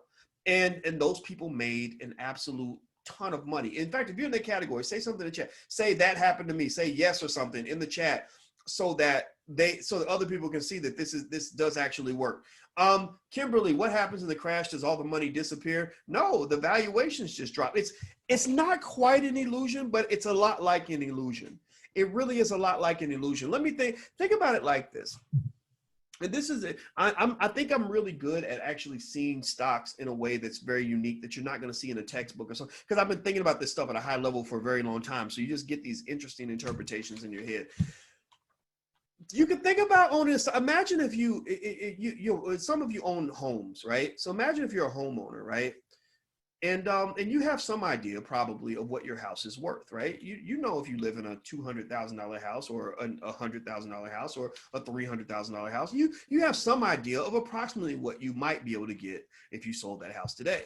But imagine if every single day somebody sent you a text message saying, today your house is worth $128,422. And then they sent you another text message tomorrow and said, oh no, the market plummeted. Your house is only worth $119,444. And then the next day they were like, oh, good news. Your house value went up to $138,222. That would probably affect you. Like, you'd probably be like, whoa, we made money today. Or, oh, we lost money today. I'm so depressed. Well, why are you sad? Because we lost money today. But did you lose anything? What did you really lose? I mean, did your house, did they come and take a bathroom out of your house because the price went down? Did they take away, like, did the kitchen get smaller? Like, did you have was your front porch not as nice on Tuesday as it was on Monday? No. You had the same damn house. You were living in the same conditions that you were living in before. You just had this extra piece of information that can either empower you or it can distract you, right? You know, really, at the end of the day, it doesn't matter how the value of your house fluctuates on a day-to-day basis. All that matters, you know, when Alicia and I sell our house, all that's going to matter to us is that we bought it for this much and we sold it for that much, you know, 10 years later. Good for us, right? So you can really think about owning stocks the same way you think about owning a house or owning a piece of land, especially when you talk about doing things like writing call options or the dividends, or using the assets in some meaningful way. Because in a way, it's when you incorporate things like call options or option writing or whatever however you want to call it, it really does kind of become more like having just a rental property where you're not really thinking as much, you're not worried so much about whether the value of the property goes up. You think about that, but you're really thinking about the fact that you've got these tenants that are living there and they're going to pay the same amount of rent whether the value of your house goes up or down 9 times out of 10. So I would try to, get a perspective that you're comfortable with. I mean, some people like that day-to-day stuff and following the market every day. And I think it's really good for educational purposes, but it's not so good for mental health purposes because sometimes you get too much information and it makes you feel like you got to do something. When you get jumpy, you're like, oh, I got to sell something. I got to buy something. I got to make a move. Maybe you ain't got to move. Maybe what you're supposed to do is just relax. Just let it go. Wait it out. It'll be fine. Patience is a wealth building tool that I encourage everybody to embrace. So let's keep going. So what's your long-term plan for the stock? Are you buying because of current conditions, or is this a long-term play? Warren Buffett is a big believer in long-term investing, and so am I actually. Do you plan to earn income from options or dividends, right? So if you plan to earn income from the stock, then you want to go look at the options layout. You want to go look at what they call the options chain, right? In E-Trade, they have the options chain, and you can look and see what the different options sell for, right? And you can do your math and do your calculations and figure out if you want to write call options on that stock. You can look up the dividend yield and see what dividend the stock is paying. Or it could be a growth stock that pays no dividend, right? And you can say, you know what, this is a long-term play. I want to buy this stock so that, in 10 years, I think this company is going to do well. And it's fine. I mean, it should be one of many companies. It shouldn't be one of 3 or 4 things you invest in. You should invest in 20 or 30 different companies. Building an asset base is pretty cool. When you talk about wealth building, what you're really doing is you're building something that really separates rich people from everyone else, that separates corporations from non-corporations, institutions from non-institutions, universities like Harvard and Yale. They're big and powerful because they have a big pile of wealth that they can lean on in case times get hard. That's all it is. The only thing that financial security ain't nothing but a big old cushion that you have that's going to keep you from falling when everybody else is falling. That's all it is. It's a big cushion. So you go through a pandemic, and my heart goes out to you if this pandemic has hit you hard, because it has hit a lot of people hard. We know this, right? But it's hit some people harder than others. Well, what's the difference? The difference maker is how much of a cushion do you have? If you're in a position where you're financially secure, then you saw your wealth drop, but a lot of it wasn't even relevant to you because, if you're worth $10 million and your wealth drops to $9 million during the pandemic, what do you care, right? Or if your house was worth $250,000 and now it's only worth $230,000, who cares? You still have a place to stay, right? So the thing about it is that when you think about wealth, you should think about it almost like an accumulation process. You just stacking your chips up, and your chips become your base. And the bigger your asset base is, the more power you actually have, the more ability you have to make moves. So building a base, I believe, is actually more valuable or as valuable as building credit. If you go to a bank and you have two people that want to borrow from a bank, and one has a great credit score and the other one has, a bunch of stock that they can borrow against. A lot of times the bank doesn't care. The bank said, the bank's thinking is, we only care about your credit score to the extent that we think that you're going to pay us back. But if you have collateral, then that means we know we're going to get our money back. So that instantly gives you perfect credit, right? Because you have collateral that you can borrow against. So that gives you another cushion of financial security that provides you with the most important thing that even companies need in a crisis, which is liquidity. You don't need to necessarily be getting rich during a crisis. You just need to be able to survive. And liquidity just means not just that I'm making the income that I want. It means that I can get access to cash if I need it. That's what the government's providing. The government isn't giving income to any of these companies. The government's giving liquidity. The government's making loans to these companies so they can have enough cash to operate. So even owning a bad stock is better than spending money. That's another piece that's really important for you to understand. A lot of people don't invest because they're afraid that the stock they buy is going to go down in value.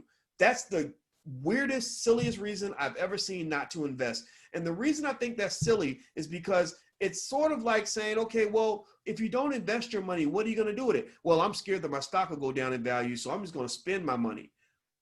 Okay, so you're telling me that if you buy this stock for $100, you're worried that the price might drop to 80 or 90, which it doesn't happen if you have a diversified portfolio. That just, if you wait long enough and you have a diversified portfolio, you're usually not going to lose money. There's no 10-year period in American history where a person with a diversified portfolio who held for the whole 10 years actually lost money. I don't know if you know this or not. There's no 10-year period in American history where a diversified portfolio lost money in that 10-year period if you were adequately diversified, meaning your money was spread out. You didn't have all your eggs in one basket. But assuming that the impossible happens and your stock drops from 100 to 80, so you're telling me that because you're worried about, your stock price dropping from 100 to 80, you're going to take that whole 100 and you're going to flush it down the toilet. Because you do understand that when you spend money, you're not getting that money back. You're going to get like a pair of shoes, or you're going to get a good meal or something. You're not going to actually get a real asset. You're not getting anything that has any growth potential. So you're trading something that has questionable growth potential in exchange for something that has zero growth potential. That makes absolutely no sense whatsoever. So even owning a bad stock is better than spending money because at least years down the line, you have something to show for it. Let me give you a quick example to help you understand this.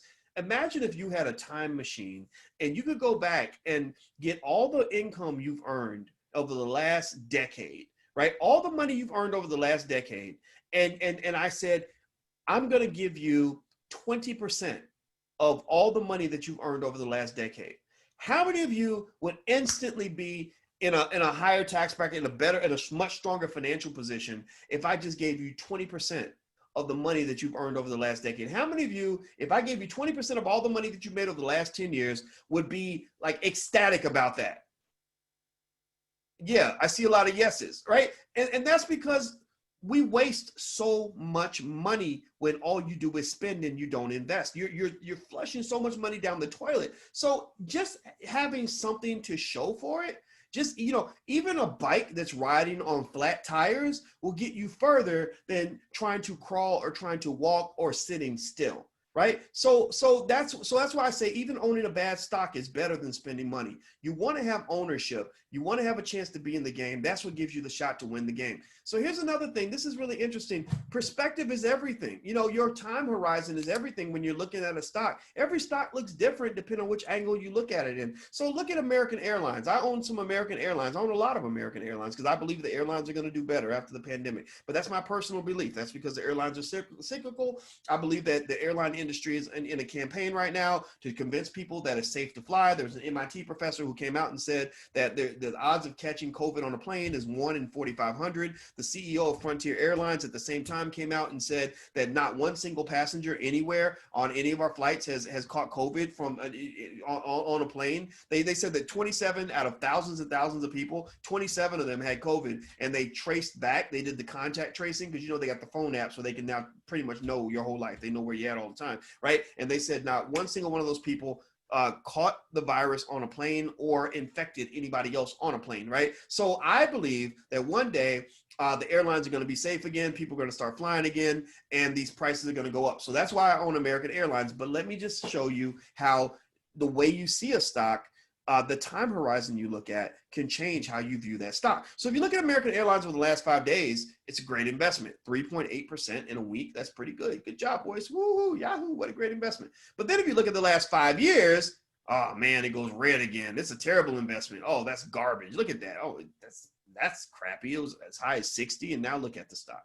Right now it's way down here, right? But if you go back and you go back 20-year horizon, it looks good again, right? It's green again, right? So if you were a long-term investor, then American Airlines, as much money as you might think you lost because you were probably holding the stock when it got really high, you still made more money than you actually put in if you're a long-term investor, right? But the point here is to kind of see that, stocks look different to those who hold for longer periods of time.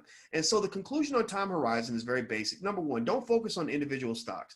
Focus on portfolios. So that means that some of the first investments you make, in my opinion, should be things like mutual funds, which are just a big mix of different stocks, ETFs, exchange traded funds, which also are mixtures. It's not one particular company, things like that. So you want to think of stocks in groups and in herds. Never think of stocks just as individuals, unless you're doing some sort of specific strategy, like maybe writing call options or something, at which point you can actually think about it a little bit of a different way. Long-term is typically better than short-term. If you wait long enough, there's no point in American history where if you had a diversified portfolio and you waited long enough that you didn't eventually make your money back. There's just no time where that hasn't occurred. That's why when COVID occurred, I did not panic.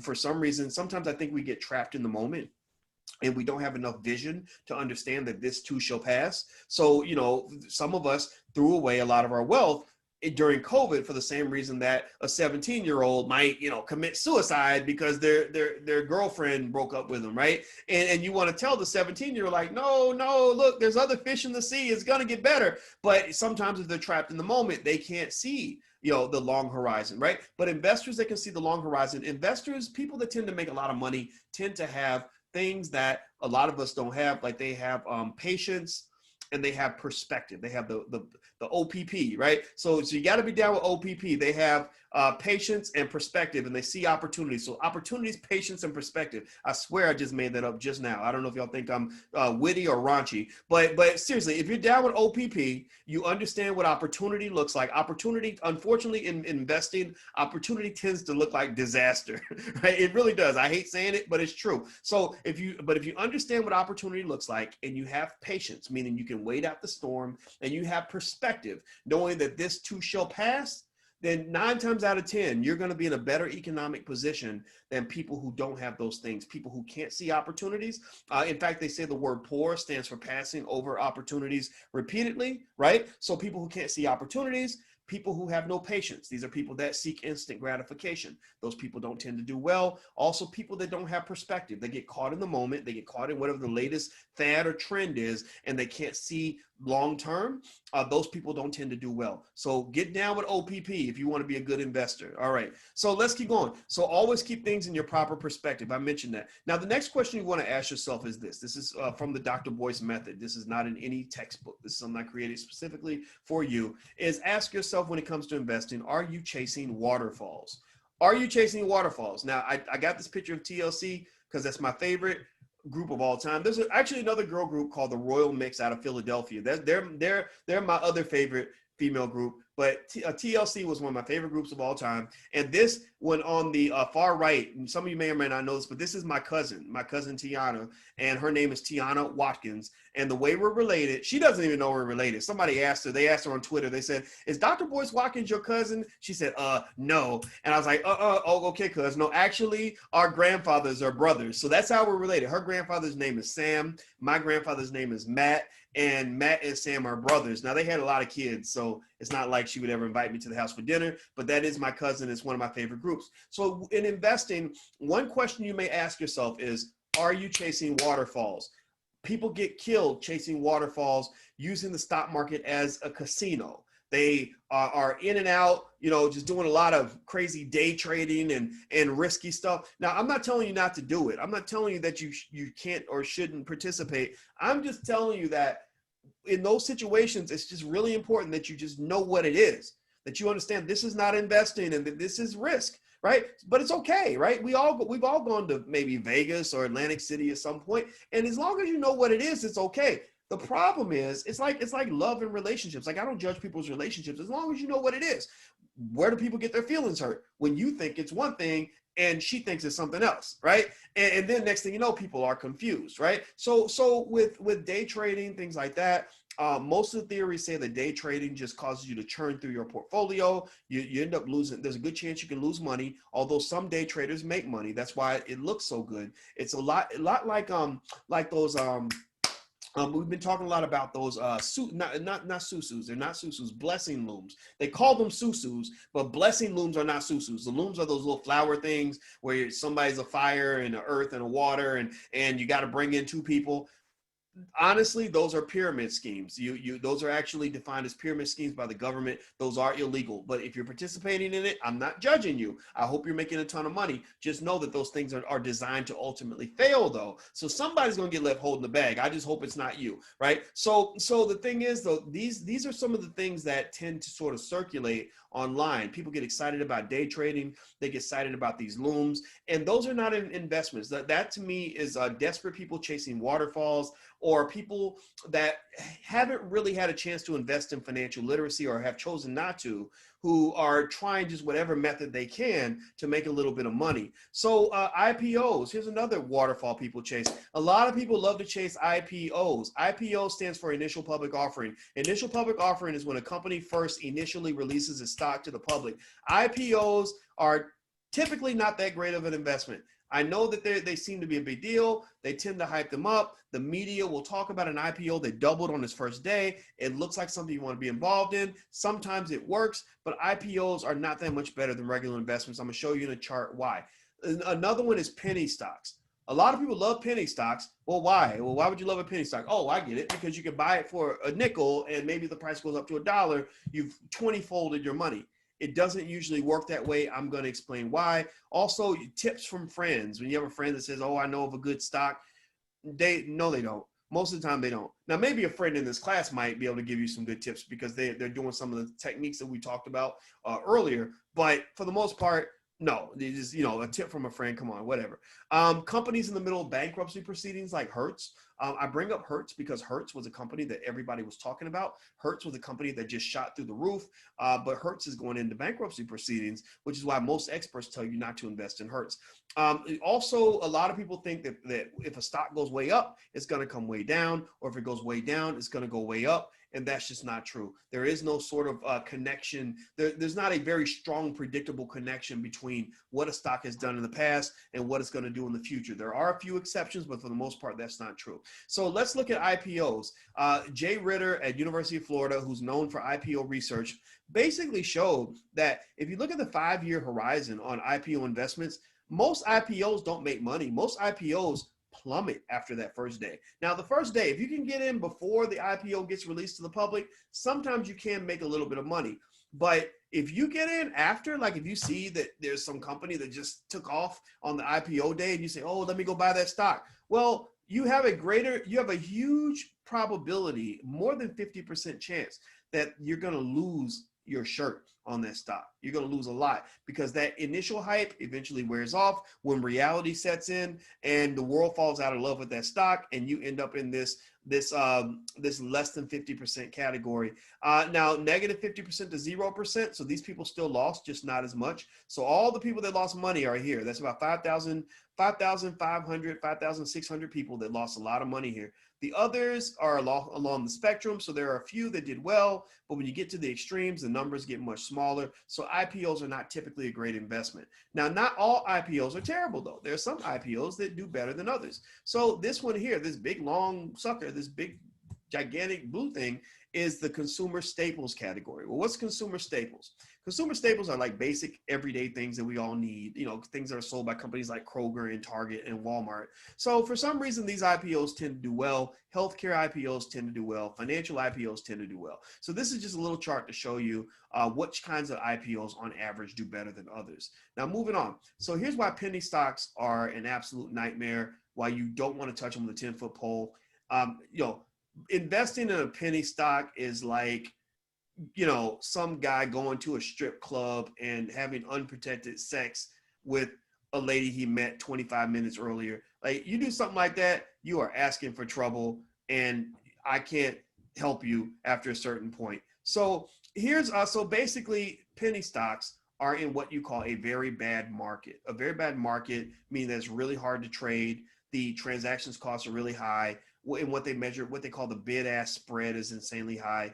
Not very liquid. A lack of liquidity means that even if you think you made money, you're not going to be able to sell it. You're not going to be able to materialize your investment. Liquidity is really, basically, it's like the difference between, imagine if you were really thirsty and somebody said, oh, you're thirsty. Okay, well, I can get you something to drink. And you say, okay, well, give me something to drink. And imagine they hand you a big old block of ice, right?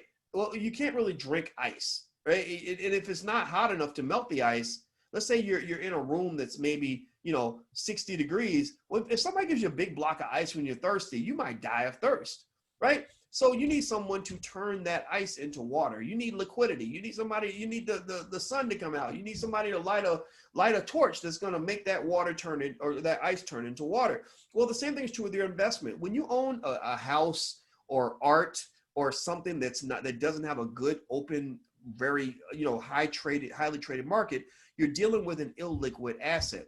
Illiquid assets are hard to get rid of. Like, you can't sell your house in an hour, right? You can't sell your house, you know, in half a day because you need the money. It takes weeks to sell a house, and sometimes it even takes years. Michael Jordan's house in Chicago has been on the market for 12 or 13 years. Nobody wants it. Nobody wants a house with a big number 23 on the gate, I guess, and in a big old gigantic gym. Like, who wants a gym that big in their house? And we're not playing in the NBA, right? So ultimately, some markets are better than others, and liquidity is an important part of that market. So information asymmetry is a problem in that market. What is information asymmetry? Well, it's basically a scenario where some players have more information than others. So if you go into an illiquid market, you go into a bad market, it's like going to a neighborhood that you've never been and going into a dark alley where there's pimps and dope dealers and killers in that alley, and you got a pocket full of money. Well, bad things are going to happen to you if you do something like that. If there's no police around and it's dark and you don't know your way around and that's not your hood, you don't know anybody, you don't know how to get out, you're probably going to get hurt, right? So trading with penny stocks is a lot like that. There are players in those markets that are looking for suckers, that are looking for a quick, easy deal.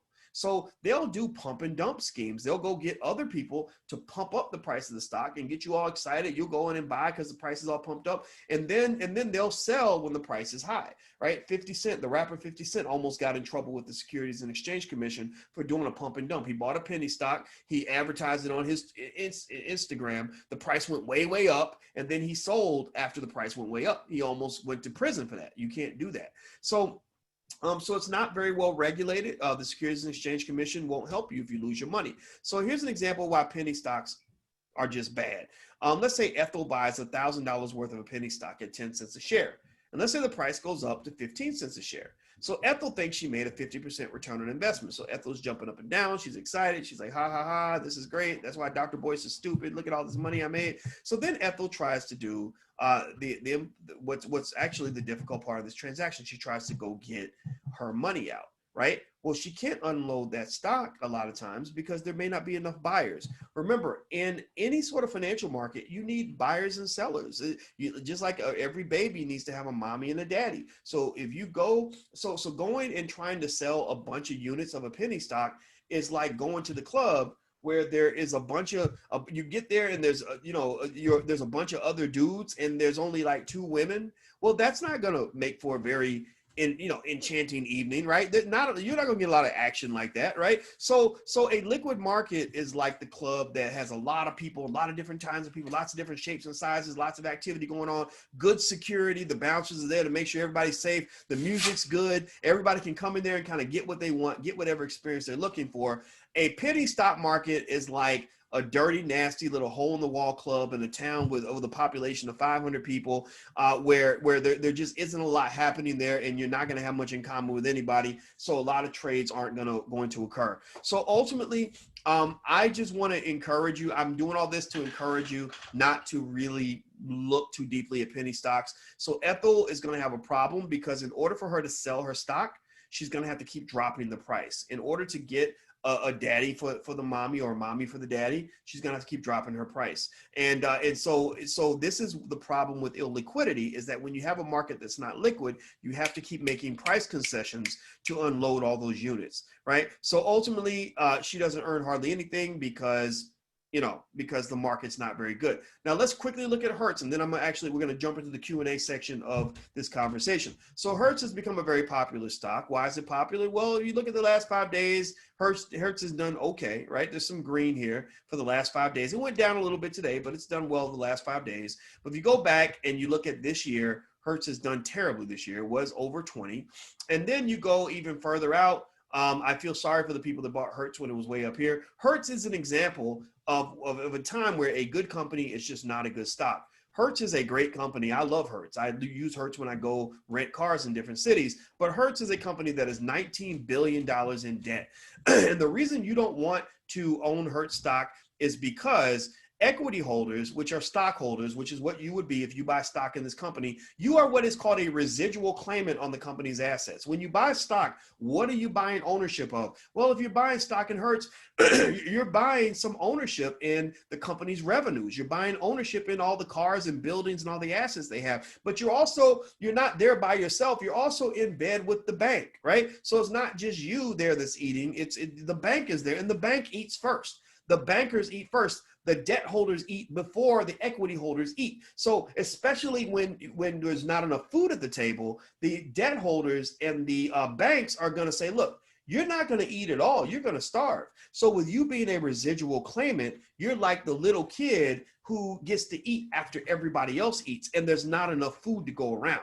So basically what's going to happen with Hertz is that they're going to deal with the big dogs at the table. They're going to deal with the debt holders who have a claim on their core assets, on their cars. Debt holders, when they loan you money, a lot of times they'll want collateral, and they'll put specific conditions on the value of the collateral in order to ensure that their debt does not go bad, or that they're not taking more risk than they agreed to. So ultimately with Hertz, as the value of the company went down, the company's revenue started plummeting with COVID, the bankers started stepping up and saying, okay, you got these cars as collateral. You owe us 75 million in cash. You owe us 100 million in cash. You have to keep giving us cash, or we're going to call in our loan because we're worried about the quality of our investment. So stockholders, and I'm sorry the word "don't" is misspelled up here. I got to fix that, but it doesn't matter. So bondholders get paid first. Equity holders get paid last.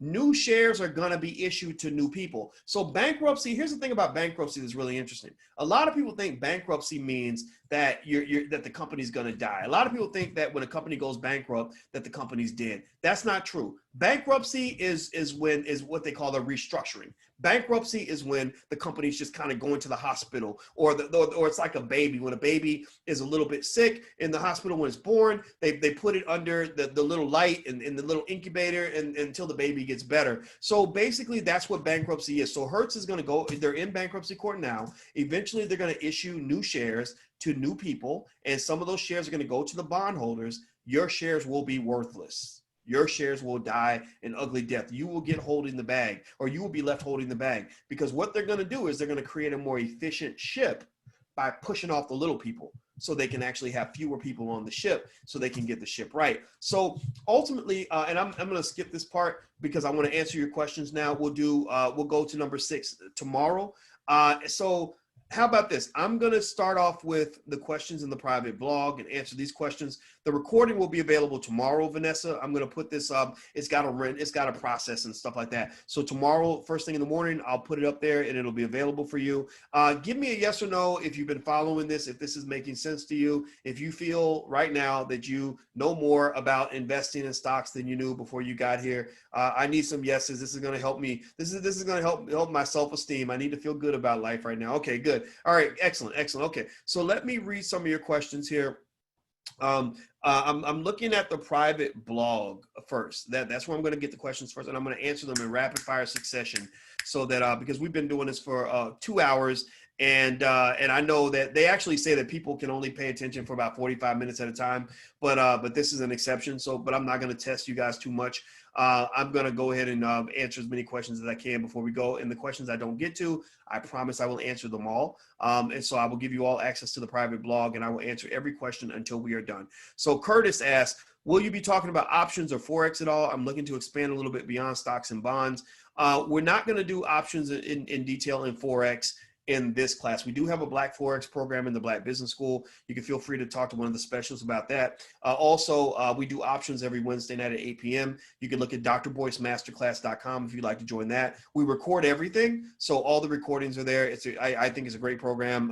It's going really well, so feel free to check that out. Dominique, in regard to assets, I plan on buying a house with the money that I've been able to save up. Is this a good investment? If so, why? I think it's a great investment, Dominique. I think home ownership is home ownership actually statistically is the gap between poor and middle class. If you want to rise from poor to middle class, buy a home. If you want to go from middle class to upper class, buy lots and lots and lots and lots of stock. Historically, that's been the formula, and that formula has worked. Let's see here. Judy, where do I go to get on this program? I emailed you all the link, and I hope everybody got it. If you have any trouble at any point with finding what you need, just email support@theblackbusinessschool.com. They are waiting to talk to you right now. Carmelita, in fact, the head of our team, she is actually in this chat right now. So she's probably in there answering questions because she's a smart lady and she's very helpful. Kai, hello, Dr. Boyce. What do I need to do to benefit from this Apple stock split that's happening this month? Apple did a stock split, 4-for-1 stock split. The price is now going to be $10 per share. I don't really know, honestly. I don't really see. I mean, stock splits aren't supposed to increase the value of the company. It's like a pizza. If I chop the pizza, if the pizza's chopped in 8 slices and I chop it into 16 slices, it's still supposed to be the same pizza. But it may seem like a bigger pizza just for psychological reasons. Like when they had that baseball player, I think it was Yogi Berra, who said, they said, how many slices do you want us to cut your pizza into? He said, cut it into 4 slices. He said, no, actually cut it into 8 slices. I'm really hungry today. Right. But it was the same pizza. He just cut it into more slices. So it made him think he was eating more. Do I just need to buy 1 share of Apple stock? No, I think you can do, just buy it the way you normally would. And remember that with fractional shares, stock splits don't mean what they used to. With fractional shares, it kind of takes the, a lot of the theory. $100 a share. Yeah, thank you. I said $10 a share. I'm sorry. I got that backward. My apologies. It went from $400 a share to $100 a share, not 40 to 10. Thank you very much. My apologies for that. All right. So next, let me see here. Hold on. Let me make sure you guys can still see me. Okay. Because I feel like I hit a button. Am I still visible? Okay, good. All right. Looks like I am. Okay, good. Let's see here. BBK says, is there a way to purchase fractional shares on high price stocks like Berkshire Hathaway, et cetera, without going through a broker? Yeah, if you get on a Robinhood app, the 3 most popular apps right now are Stash, Acorns, and Robinhood. Robinhood is probably the most popular because it lets you buy a lot of individual stocks. Acorns is the simplest, where you can just pick a category that you want to invest in based on risk profile and your age. And so they're all solid. The only one issue that I didn't like about 2 issues I didn't like with Robinhood. One was Robinhood broke down when the market started to plummet. So they're probably getting sued over that right now. They had a couple glitches in there. They're real problematic. Number 2 is I tried to move some of my Robinhood stocks into another account that I'd opened up at a bank. And they did not make it easy for me to move my stocks. I had to sell some stock in order to move the money. I didn't like that. That's when, because then you got to deal with taxes and all that. So that's the couple things. So that's one argument in favor of the E-Trades or the Ameritrades or the Fidelities, which I like E-Trade. I like E-Trade and Ameritrade, particularly due to their educational component. I think you can just learn so much there. Let's see, Oracle, can you explain the difference between Cash App, Acorns, and Robinhood? Yeah, Cash App is just real simple. Cash App doesn't have a lot of investor education on it, from what I understand. They don't give you a lot of analyst information. They give you a little bit. Most of the apps give you a little bit of news. Most of the time when a stock price moves, it's because there's some news or information that's been released, and the price movement is in response to what that information means when it comes to the earnings of the company. So usually when your stock moves by a lot, go Google that company, and I bet you're going to find some information. Like if you have a stock and it's $40 and it drops to 35, especially on a day where the rest of the market didn't do that. So one of 2 things has usually happened. Either the whole market has plummeted or that whole sector is having problems, or there's some new information. So that might mean the company had an earnings announcement where the earnings didn't match expectations. So all these analysts get together and they all predict individually what they think the earnings are going to be. So they have the average in the middle. And then if a company comes in below the expectation, a lot of times the price will drop, or maybe something else related to that industry or something like that. Put your questions in the Q&A section. If you have them in the chat, I won't see the questions in the chat because I see 190 questions in the Q&A section. I can already tell I'm not going to be able to get through all of that, but I'm going to go as fast as I can. Let's see here. Next question here. 1 second. Okay. Okay. Doreen says, good evening. Good evening to you too. I asked this question once before. I want to know if you have any inputs about M1.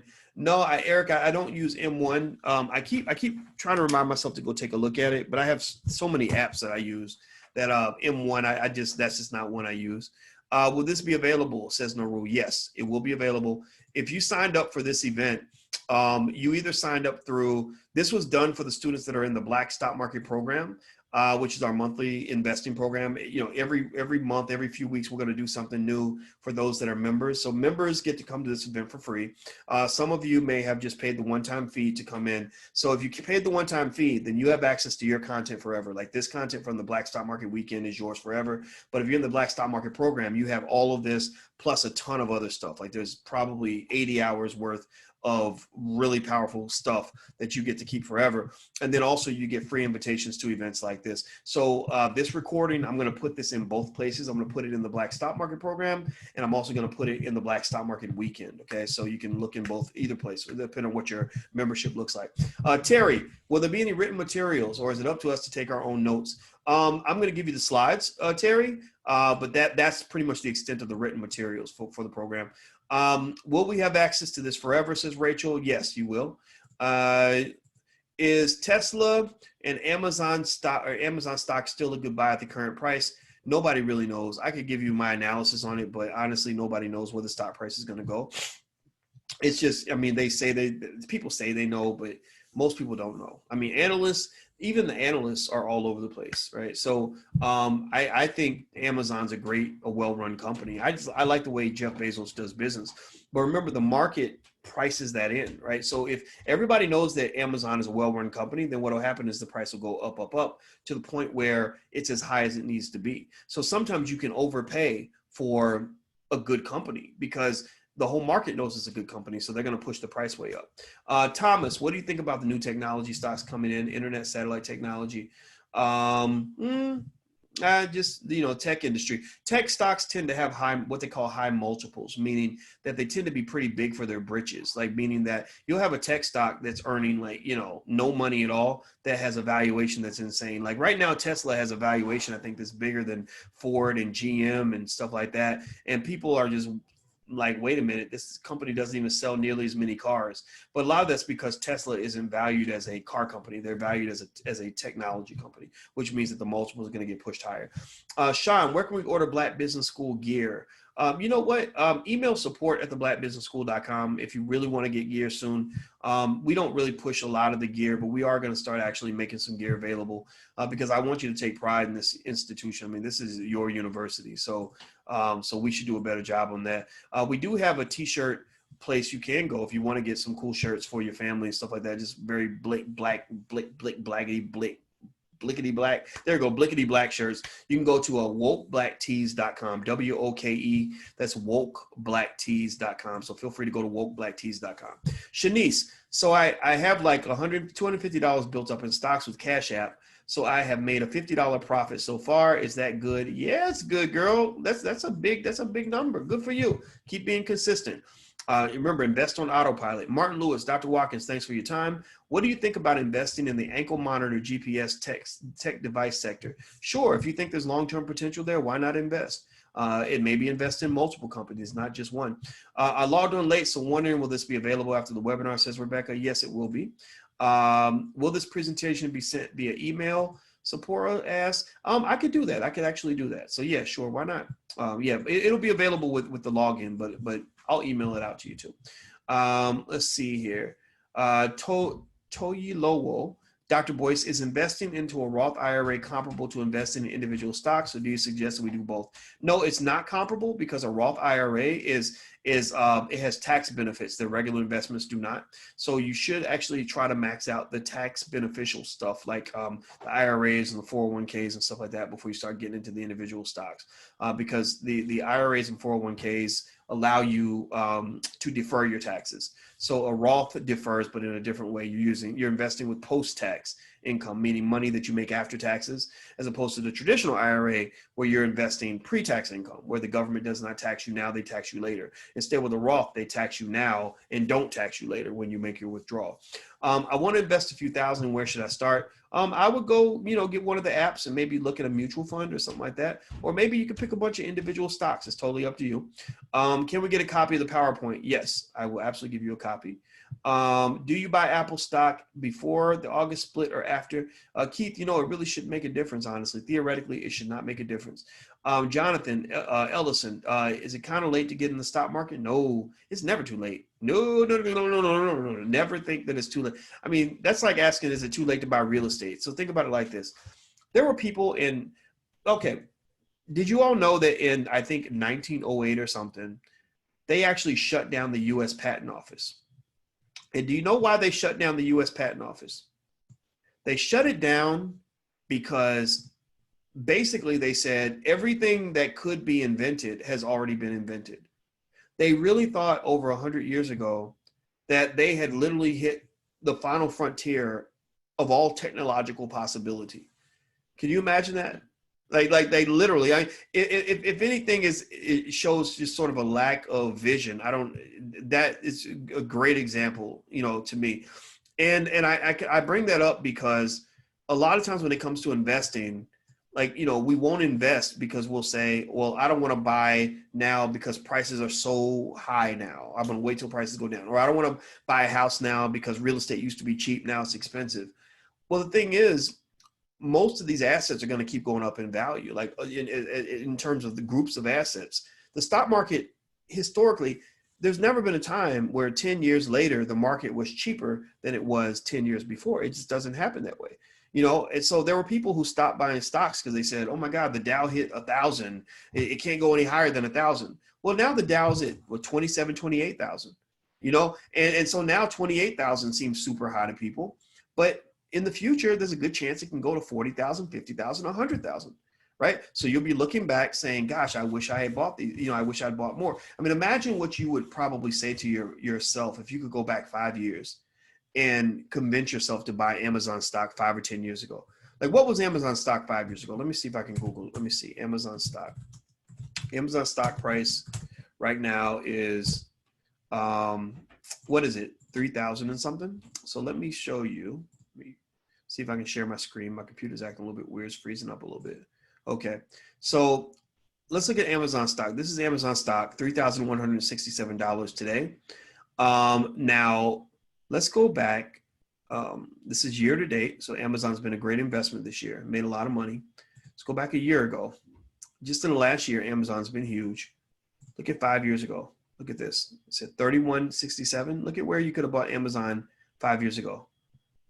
$4.99.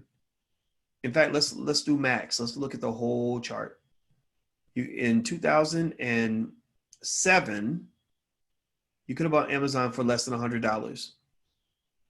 If you go back to 2004, you could have bought Amazon for 45 bucks. Let's see how low we can go. Look, $8.63 in 2001. And do you know, to just put it in perspective, do you know that when Amazon was trading like around here, the whole conversation for this whole decade was, oh my God, is Amazon overpriced? Oh my God, Amazon's worth $80 billion.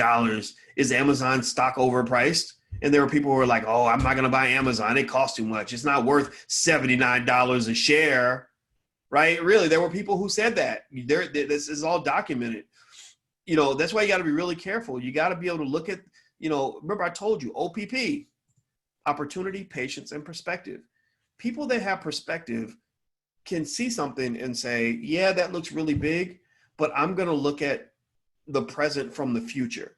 And when I look, as much as I think that we've accomplished, or even if you think about intelligence, like as much learning as I do, I'm constantly consuming information. I always know that I'm dumb compared to whoever I'm going to be 5 years from now.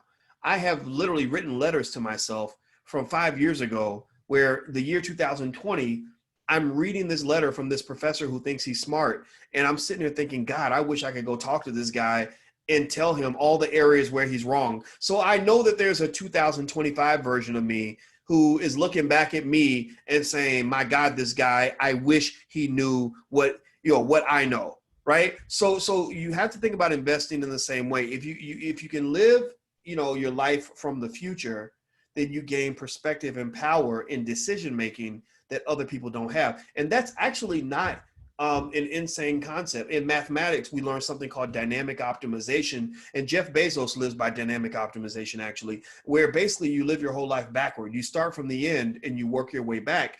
And that changes how you see all your decision making. So I think with investing, start in the end. Like go to the year, this is almost metaphysical, right? Go to the year 2030, the year 2040, and try to look at your life from the future.